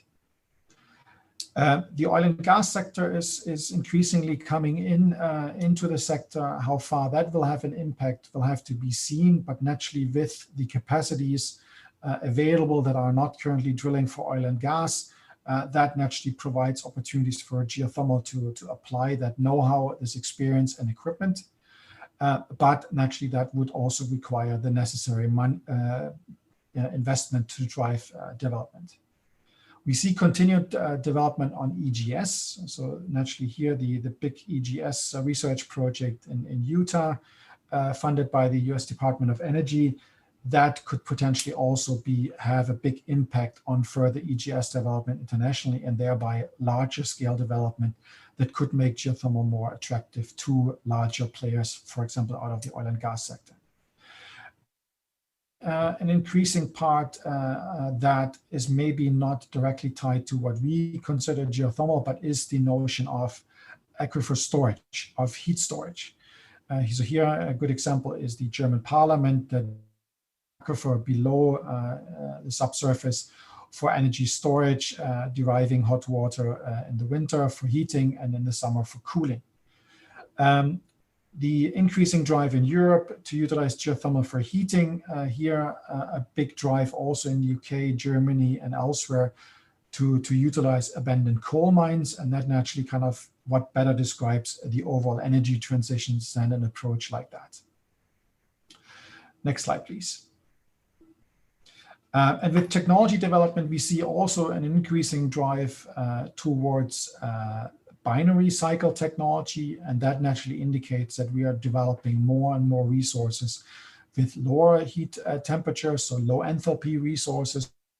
Means that binary technology has become quite competitive to the flash condensing technology in power generation, and we will see this trend continuing, and that naturally will have an impact on development worldwide.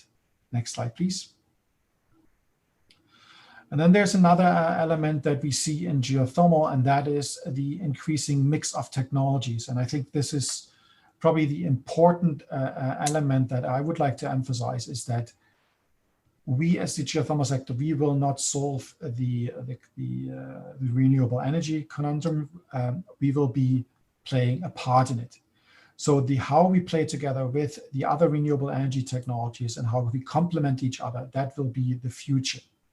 And a good example here is in Helsinki, the capital of Finland, where the local utility is actually combining different geothermal technologies as an overall package to heat the city of Helsinki environmentally friendly. So combining heat pumps, deep heat exchange systems, and ultra deep heat exchange systems that have drilled into 6,000 to 7,000 meters in granite, naturally kind of like an interesting approach to really mix different technologies. And that naturally could also be a mix of adding, for example, solar, either concentrated solar power or heating, and also solar PV. Next slide, please. And naturally, in that context, the overall drive towards more direct utilization of geothermal, and that's basically where we consider geothermal being also the most competitive. No other renewable energy technology provides heat in that context so environmentally friendly like geothermal. Heat naturally, maybe in the context of Indonesia, maybe not as crucial, but it is crucial naturally in the northern hemisphere to utilize, but it naturally can also have impacts on, for example, food dehydration, improving air quality, and also for cooling. And I think this is the part where geothermal will see the biggest drive in the coming years, and that's where geothermal is really kicking off, for example, in Europe. Next slide, please. But one thing we have to keep in mind is that in the short term, the most crucial element for geothermal development and for us as a geothermal sector is job creation. Politics, local governments for the local economic recovery are pressured to create jobs. And the question how we as the industry can create jobs quickly. And with that, I think the approach of smaller scale development, direct use development, de-risk geothermal projects early on, and then being modular, built out in larger projects would create jobs faster, help local economies, and with that also drive energy demand, and help us as an industry to also bridge maybe challenges that we are facing in the short and medium term to push the larger development going forward. Next slide, please. And there's another geothermal that we see as a trend, and that is that off-takers of energy are driving geothermal development. What does that mean? That does mean that companies that, for example, need heat have been driving geothermal development. So not the government, but off-takers that are in demand of renewable heat or geothermal electricity, and then need green electricity. So we have seen a geothermal industry being developed in the Netherlands, for example, a country that clearly is not blessed with the fantastic geothermal resources of Indonesia, but nevertheless a country that needs heat for its greenhouse operations. And here the interesting aspect of having a drilling rig within either cities, on the right we have Munich, where there's 12 for district heating, or on the left basically in the middle of greenhouse operations. And that shows kind of really the impact that direct use, direct off-takers can have in development. Next slide, please.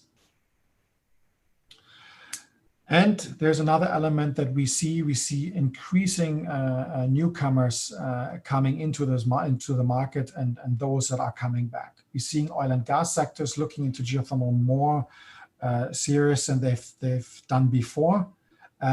How this development will depend on concrete investments by those companies. We see Shell investing in heating projects and technology development, same with Equinor from Norway.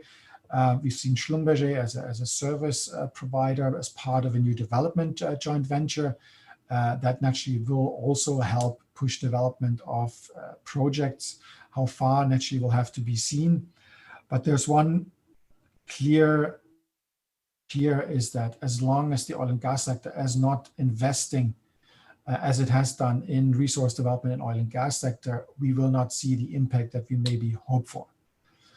And that's a big fact. And for that, we need to attract more, we need to work more on attractiveness for geothermal, for these sectors. And for that, the incentives and the right investment climate needs to be set up, for example, with the setup in the presidential decree in Indonesia.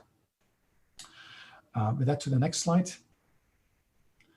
And naturally, coming from Iceland, we so would have loved to see you this year in Iceland for the World Geothermal Congress to show you some of the ways geothermal has helped our country to push geothermal development and to utilize geothermal energy for our green economy.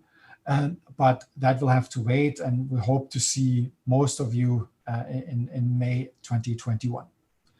Next slide, please. And with that, I just kind of want to end.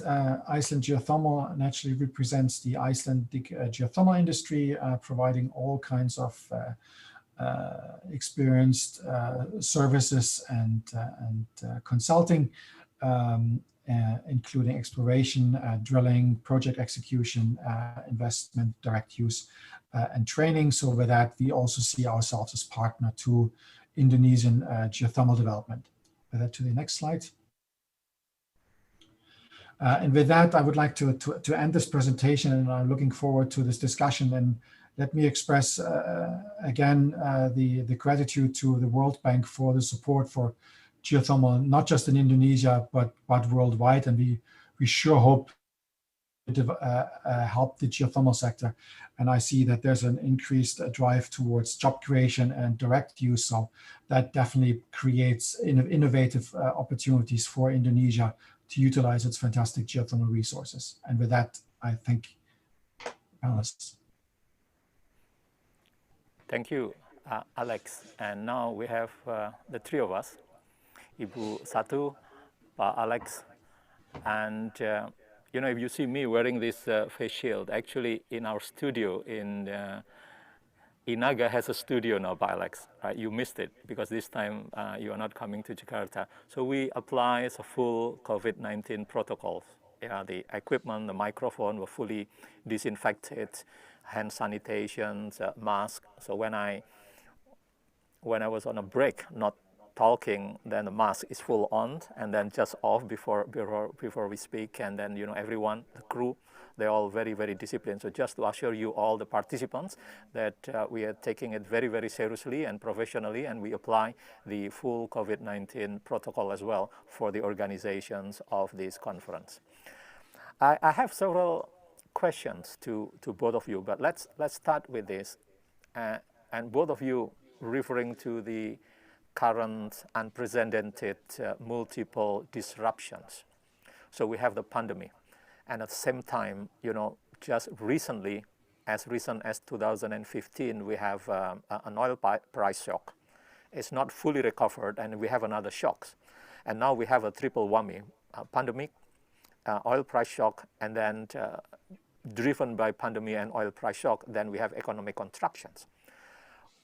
Do you think the current situations will accelerate or decelerate energy transitions? Ibu Satu Kakonen, could you start, and then Pak Alex, same questions.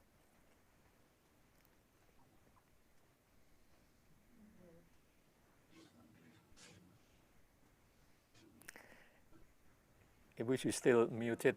Sorry, yes, I just realized that I was muted. Can you hear me now? Yes, loud and clear.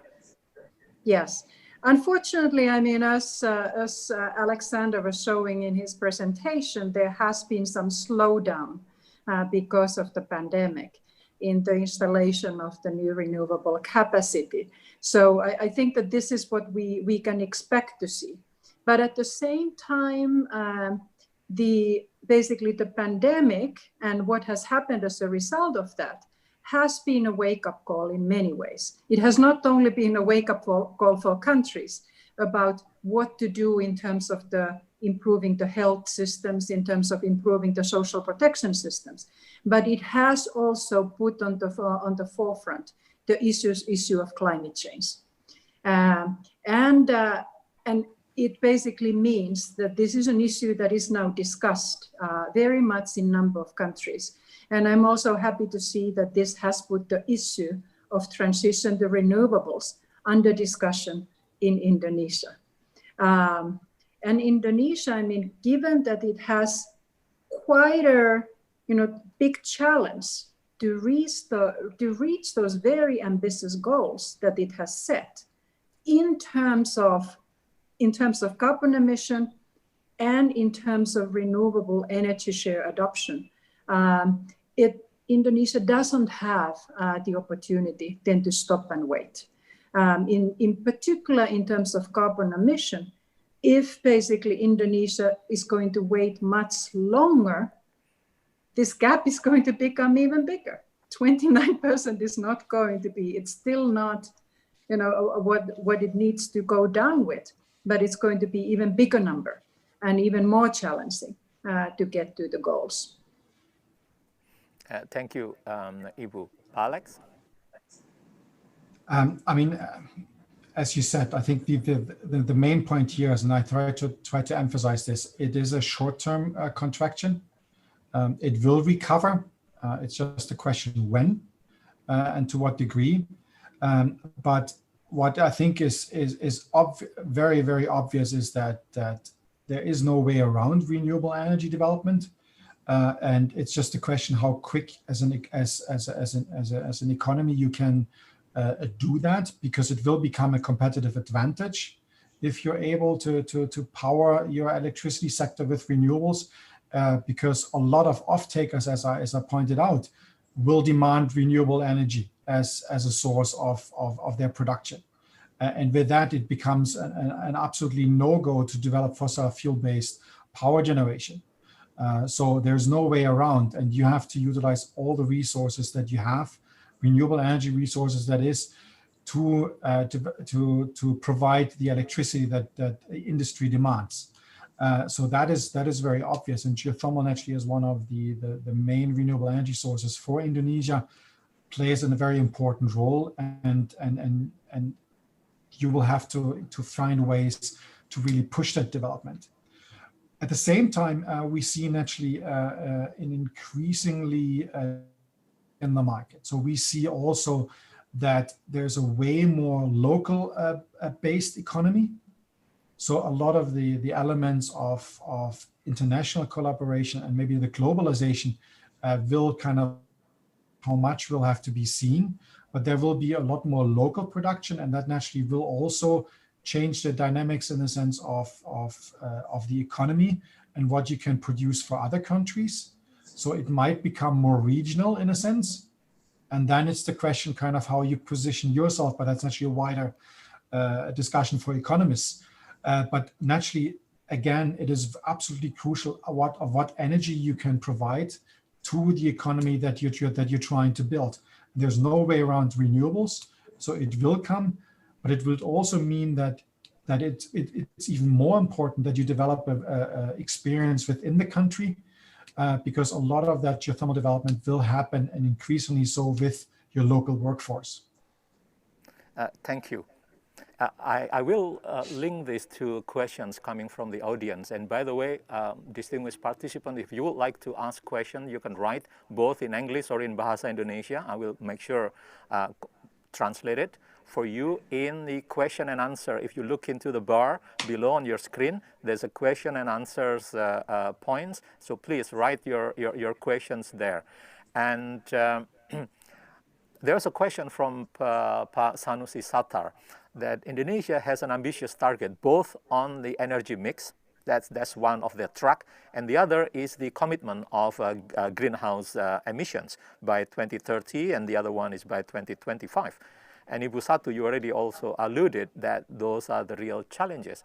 But now, with the pandemic, definitely the growth of energy demand or the electricity demand in this aspect has slowed down as well. So potentially, you will have a much bigger overcapacity. So in this case, how is Indonesia best to tackle this issue in ensuring that we are closing the gap as fast as possible, but also in dealing with the potentially a bigger gap between the installed capacity and the new demand?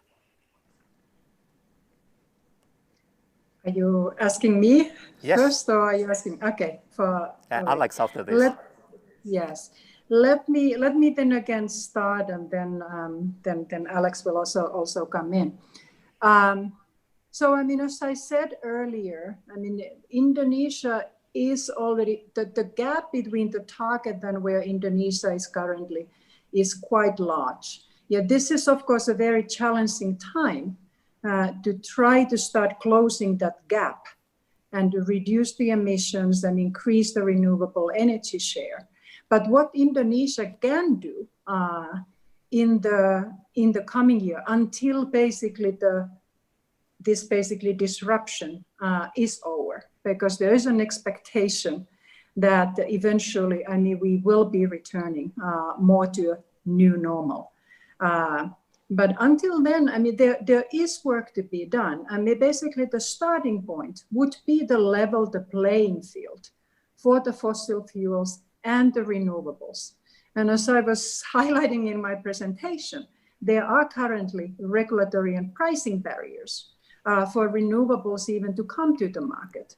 So this is an opportune time indeed to address those barriers, so that the investors and investors that would come to support renewable energy would be then ready to come in and take advantage of that when we get to the new normal.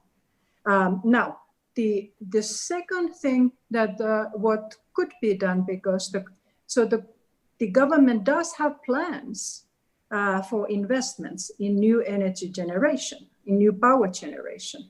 And it would be important to look at those plans and have them refocused now that there is a little bit of time, to renewables, because currently there are quite a bit of there are plans that are still focusing on the fossil fuels. So this is an opportunity to start basically transition and shifting some of these plans to the renewable side.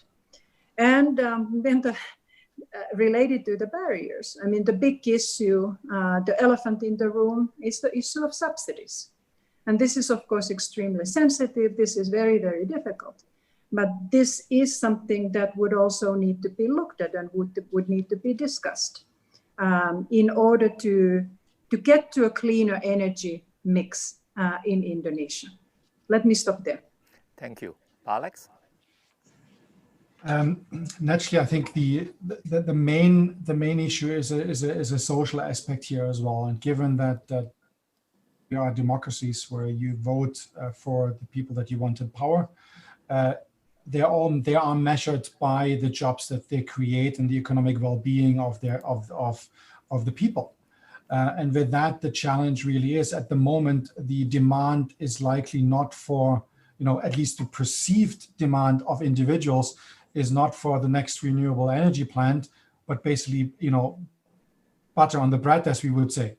And I think that's a crucial element, and that's what I try to indicate is that maybe the approach to geothermal, could be in the medium time period to kind of start smaller projects that could start quicker and have a more quicker impact on local economic development. And I think with that, you kind of you hit two birds with one stone, because you essentially create jobs immediately, and at the same time you have a local impact by fueling by providing energy. Otherwise, large infrastructure projects under the current political environment are understandably difficult to push, particularly given that money might be needed elsewhere. You need this long-term vision and view of the government to understand that this pandemic at some point in time, and that might happen sooner than we fear. But for that matter, it's crucial that we continue the programs that have been put in place or are being developed as quickly as we can. And if so, then at least in a smaller scale, to allow at least the current workforce in geothermal to maintain the experience and to put their experience to work. Thank you, Alex. And I think this is also posing as the additional paradox between investing for long term for a sustainable green economy or green future or green recovery, and immediate social impact that people will tangibly felt and expected from the government, right?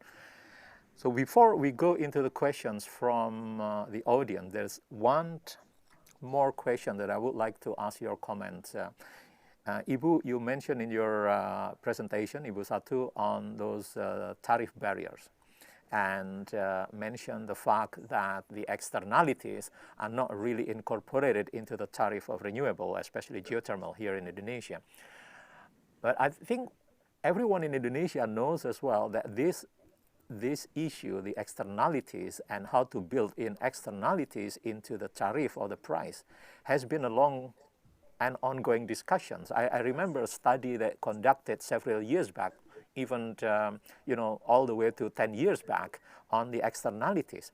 But why do you think today in 2020 we are still talking about not being incorporated into the tariff? That's a little bit of a loaded question. I mean, it's obviously, I mean, what we see in many countries around the world, I mean, countries have started looking at the full pricing of the energy cost, basically taking into account the externalities. It's obviously, I mean, there are a lot of interests that come into the play that may be pushing for basically ignoring those. Also, I mean, there's always inertia to make these big shifts. Shifting to renewables is a major shift.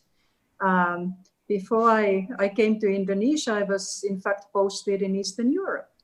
And the countries I was posting, I mean, we saw this transition. These were countries that had coal mines, and they did the shift, started making in a major way the shift to renewables. Yeah, so it doesn't happen overnight. It's complicated. It requires basically a lot of backing from various political forces as well. But that's where the world is moving. And what I heard, Alex also saying earlier, and what we see around the world, that there's an increasing number of investors, not necessarily energy investors, but investors in other areas that are very much paying attention to how green the country is, how clean the energy is, what kind of measures are taken to protect the environment. So that is another push that is, in many countries, has also forced the government to start taking into account these externalities, look at the environmental implications, and then and in parallel, because the cost, in particular in solar and wind, in many countries in the world have dramatically gone down as countries have started investing in them. That has then created the push for the shift. Now, for Indonesia, I hope that we are going to get there as well. So let me stop there. Thank you. Thank you. Ibu Satu. Alex, you want to continue to comment? With regards to the tariffs, I think, probably if I said this 5 to 10 years ago, probably people would have killed me. But I guess, the notion is we will not get around some kind of carbon tax or some kind of evaluation in the sense of the impact a business has on the environment. And with that, I think, you create a level playing field for renewables and for geothermal. Plays then into evaluating these tariffs naturally are several things. We have this situation in other countries where there are auction systems, which basically are purely based on price. And that basically puts geothermal at a disadvantage because there's no evaluation of the baseload component of geothermal. So the evaluation of the energy security that a 24/7 energy resource plays for an economy. So that's one part. The other part is job creation. How many jobs does 1 megawatt of geothermal create compared to that of other technologies? Will a geothermal plant or a renewable energy installation impact have on the local economy? What jobs does it create on site? What environmental impacts does it have? So all these elements that are costs and benefits that need to play into the tariff. And yes, there's this, in Indonesia, this discussion of the investor that it's not sufficient to derive a sufficient profit. And clearly that's what investors are after. But for the country, naturally, the value of renewable energy technology and development in a certain area are way beyond the pure electricity price. And I think that needs to somehow be implemented into the evaluation to determine the tariffs. Thank you, Ibu Satu, and thank you, Pa Alex. I go to one question from the audience, from Hedi, and he asked for both of you.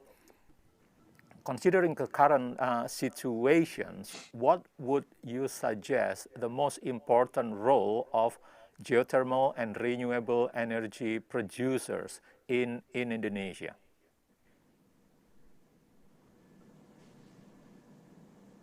So, Pa Alex, you would like to start? So let me repeat the question again from Hedi. Considering the current situation, and part of it is what you have already been discussing in terms of the challenges, in terms of the potential gap between the goal and the executions, the challenges we have in policies, in tariff, and what have you. What would be the most important role of geothermal and renewable energy producers in Indonesia now? Probably it's the local electricity supply in different regions of the country. I think that's a crucial element. It will determine the economic development in those regions, and with that naturally also drive energy demand. So it is the classic chicken and egg situation where you really where you need to create power to kind of create economic development, but at the same time creates economic demand and creates tax revenues for communities. So that naturally has a social acceptance element as well. So that plays hand in hand. Thank you, Pak Alex. Ibu Satu? Yeah, and in addition to that, I really hope that that investors are not basically walking away from Indonesia. I mean, because looking forward, taking a medium-term view, taking a longer-term view.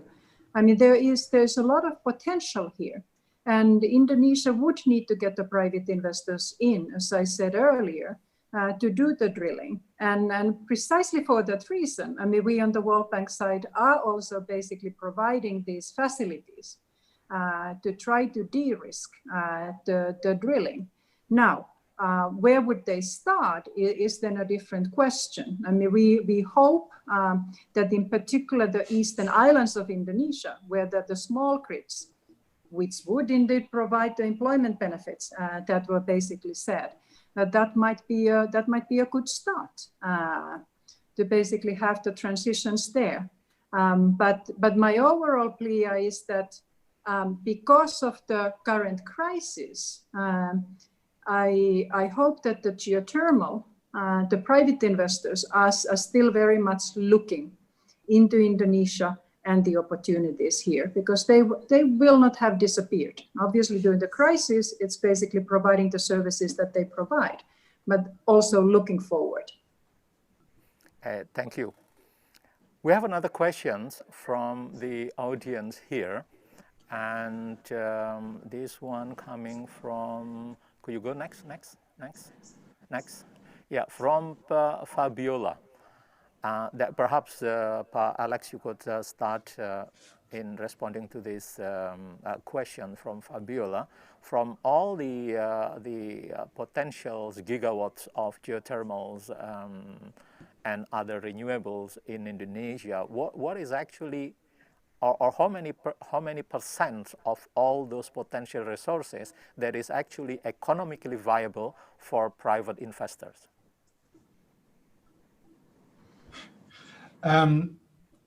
Well, that basically depends on the tariff. So essentially, that's the main question. No, but let's be realistic. I mean, you have, like, Indonesia has a potential of around 29,000 megawatts, 29 gigawatts, and it currently produces or has a capacity of 2,100 something a megawatt. How realistic that is in the next few years, it's hard to answer. It really depends on the overall environment. But if with the right approach, probably if you get over a threshold over the 5,000 megawatts relatively quickly, then basically there will be more demand for more. There will be more capacity to do more, and with that, basically you create a complete different dynamic that will see the development of probably half of the capacity, at least in the longer term, and then maybe more going. Also the question, how much energy do you actually need, and you environmentally can produce given the location of the resources, and that is hard to answer. Ibu Satu, you want to add? I don't think that I have anything to add. I don't think that it's possible to give a precise number because it depends on multiple factors. Yeah, but I think the message here is one is tariff, and the other is there are quite a few parties, including World Bank, who are committed to support in making the projects of geothermal and renewable energy in Indonesia becoming more economical by de-risking some of it. But at the same time, also the onus is on the government to work on the tariff, because that is a bigger part of making this project becoming economically viable. Do we have any other questions from the audience, the committee? Yeah. Do we have other questions? So let's see this question. Go ahead. Next. just get to the new questions. Right. This question goes to Alex. The question is from Kim Kono from Kyushu Universities. So what is actually the details of the investments of Shell, Equinor, and Schlumberger and others in geothermal energy? Are they in the upstream of it, or are they in the actual power plants? Alex, you would like to answer these questions? This is, sorry about that.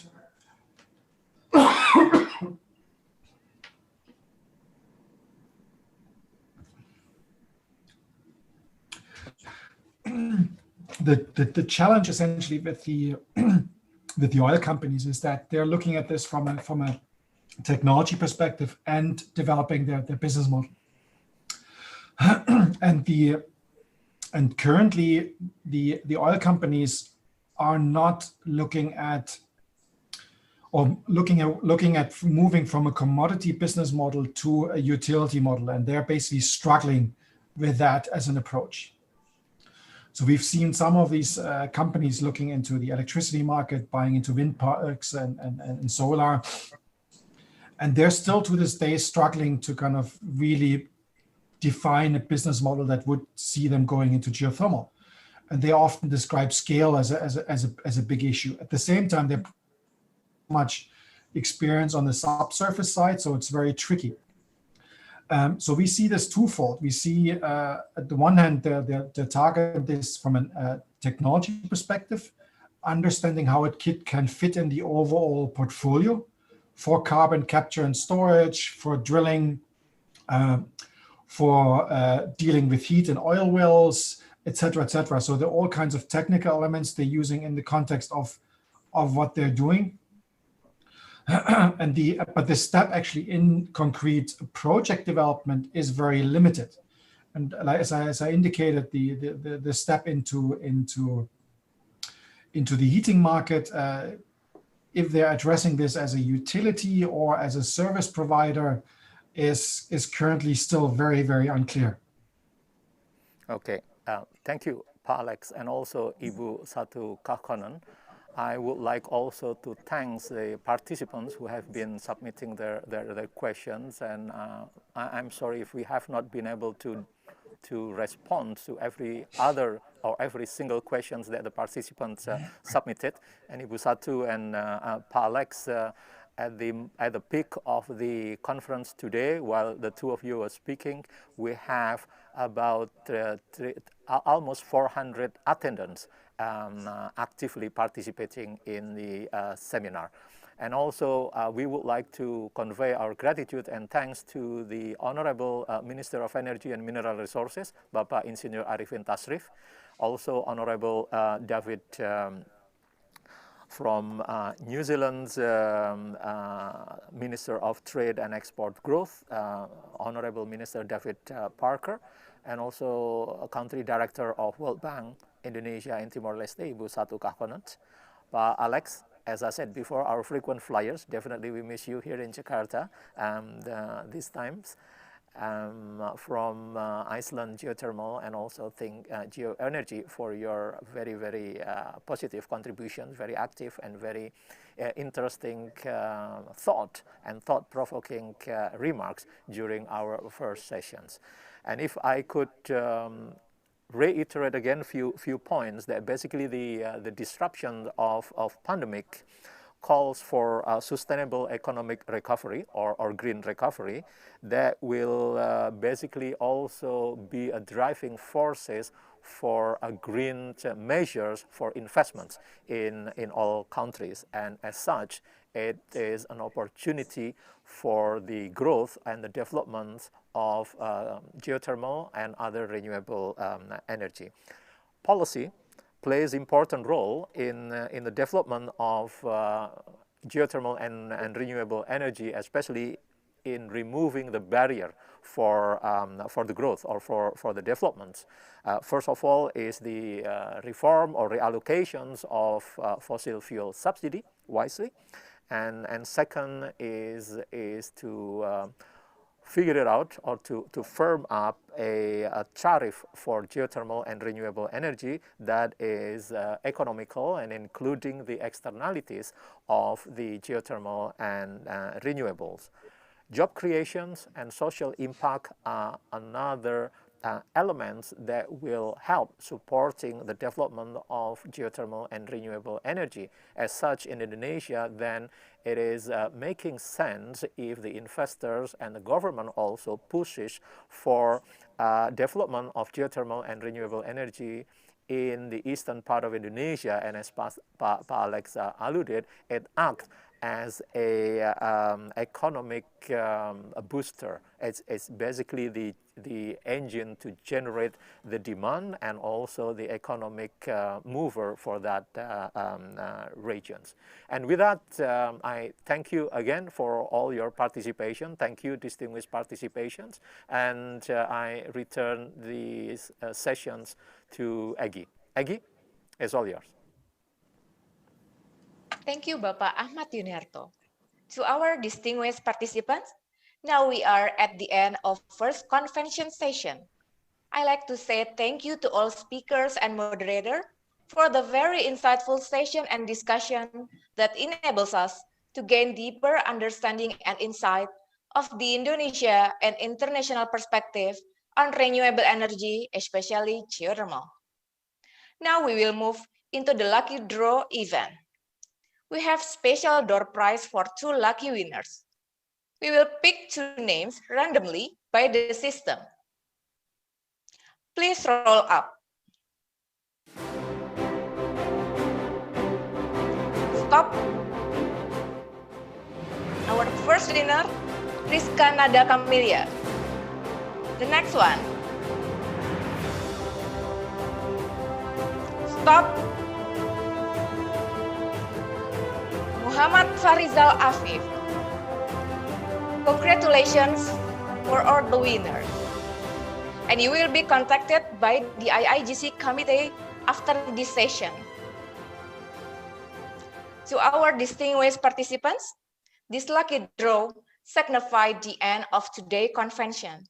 As your MC, I like to thank you for your attendance, and I hope that this event will bring a lot of information that is useful and insightful for you. Finally, I like to inform you that tomorrow we will be having the second convention that I'm sure will be just as interesting and insightful as this session. Convention session 2 will begin at 12:45 p.m. See you there. Stay safe, stay healthy, and have a nice afternoon.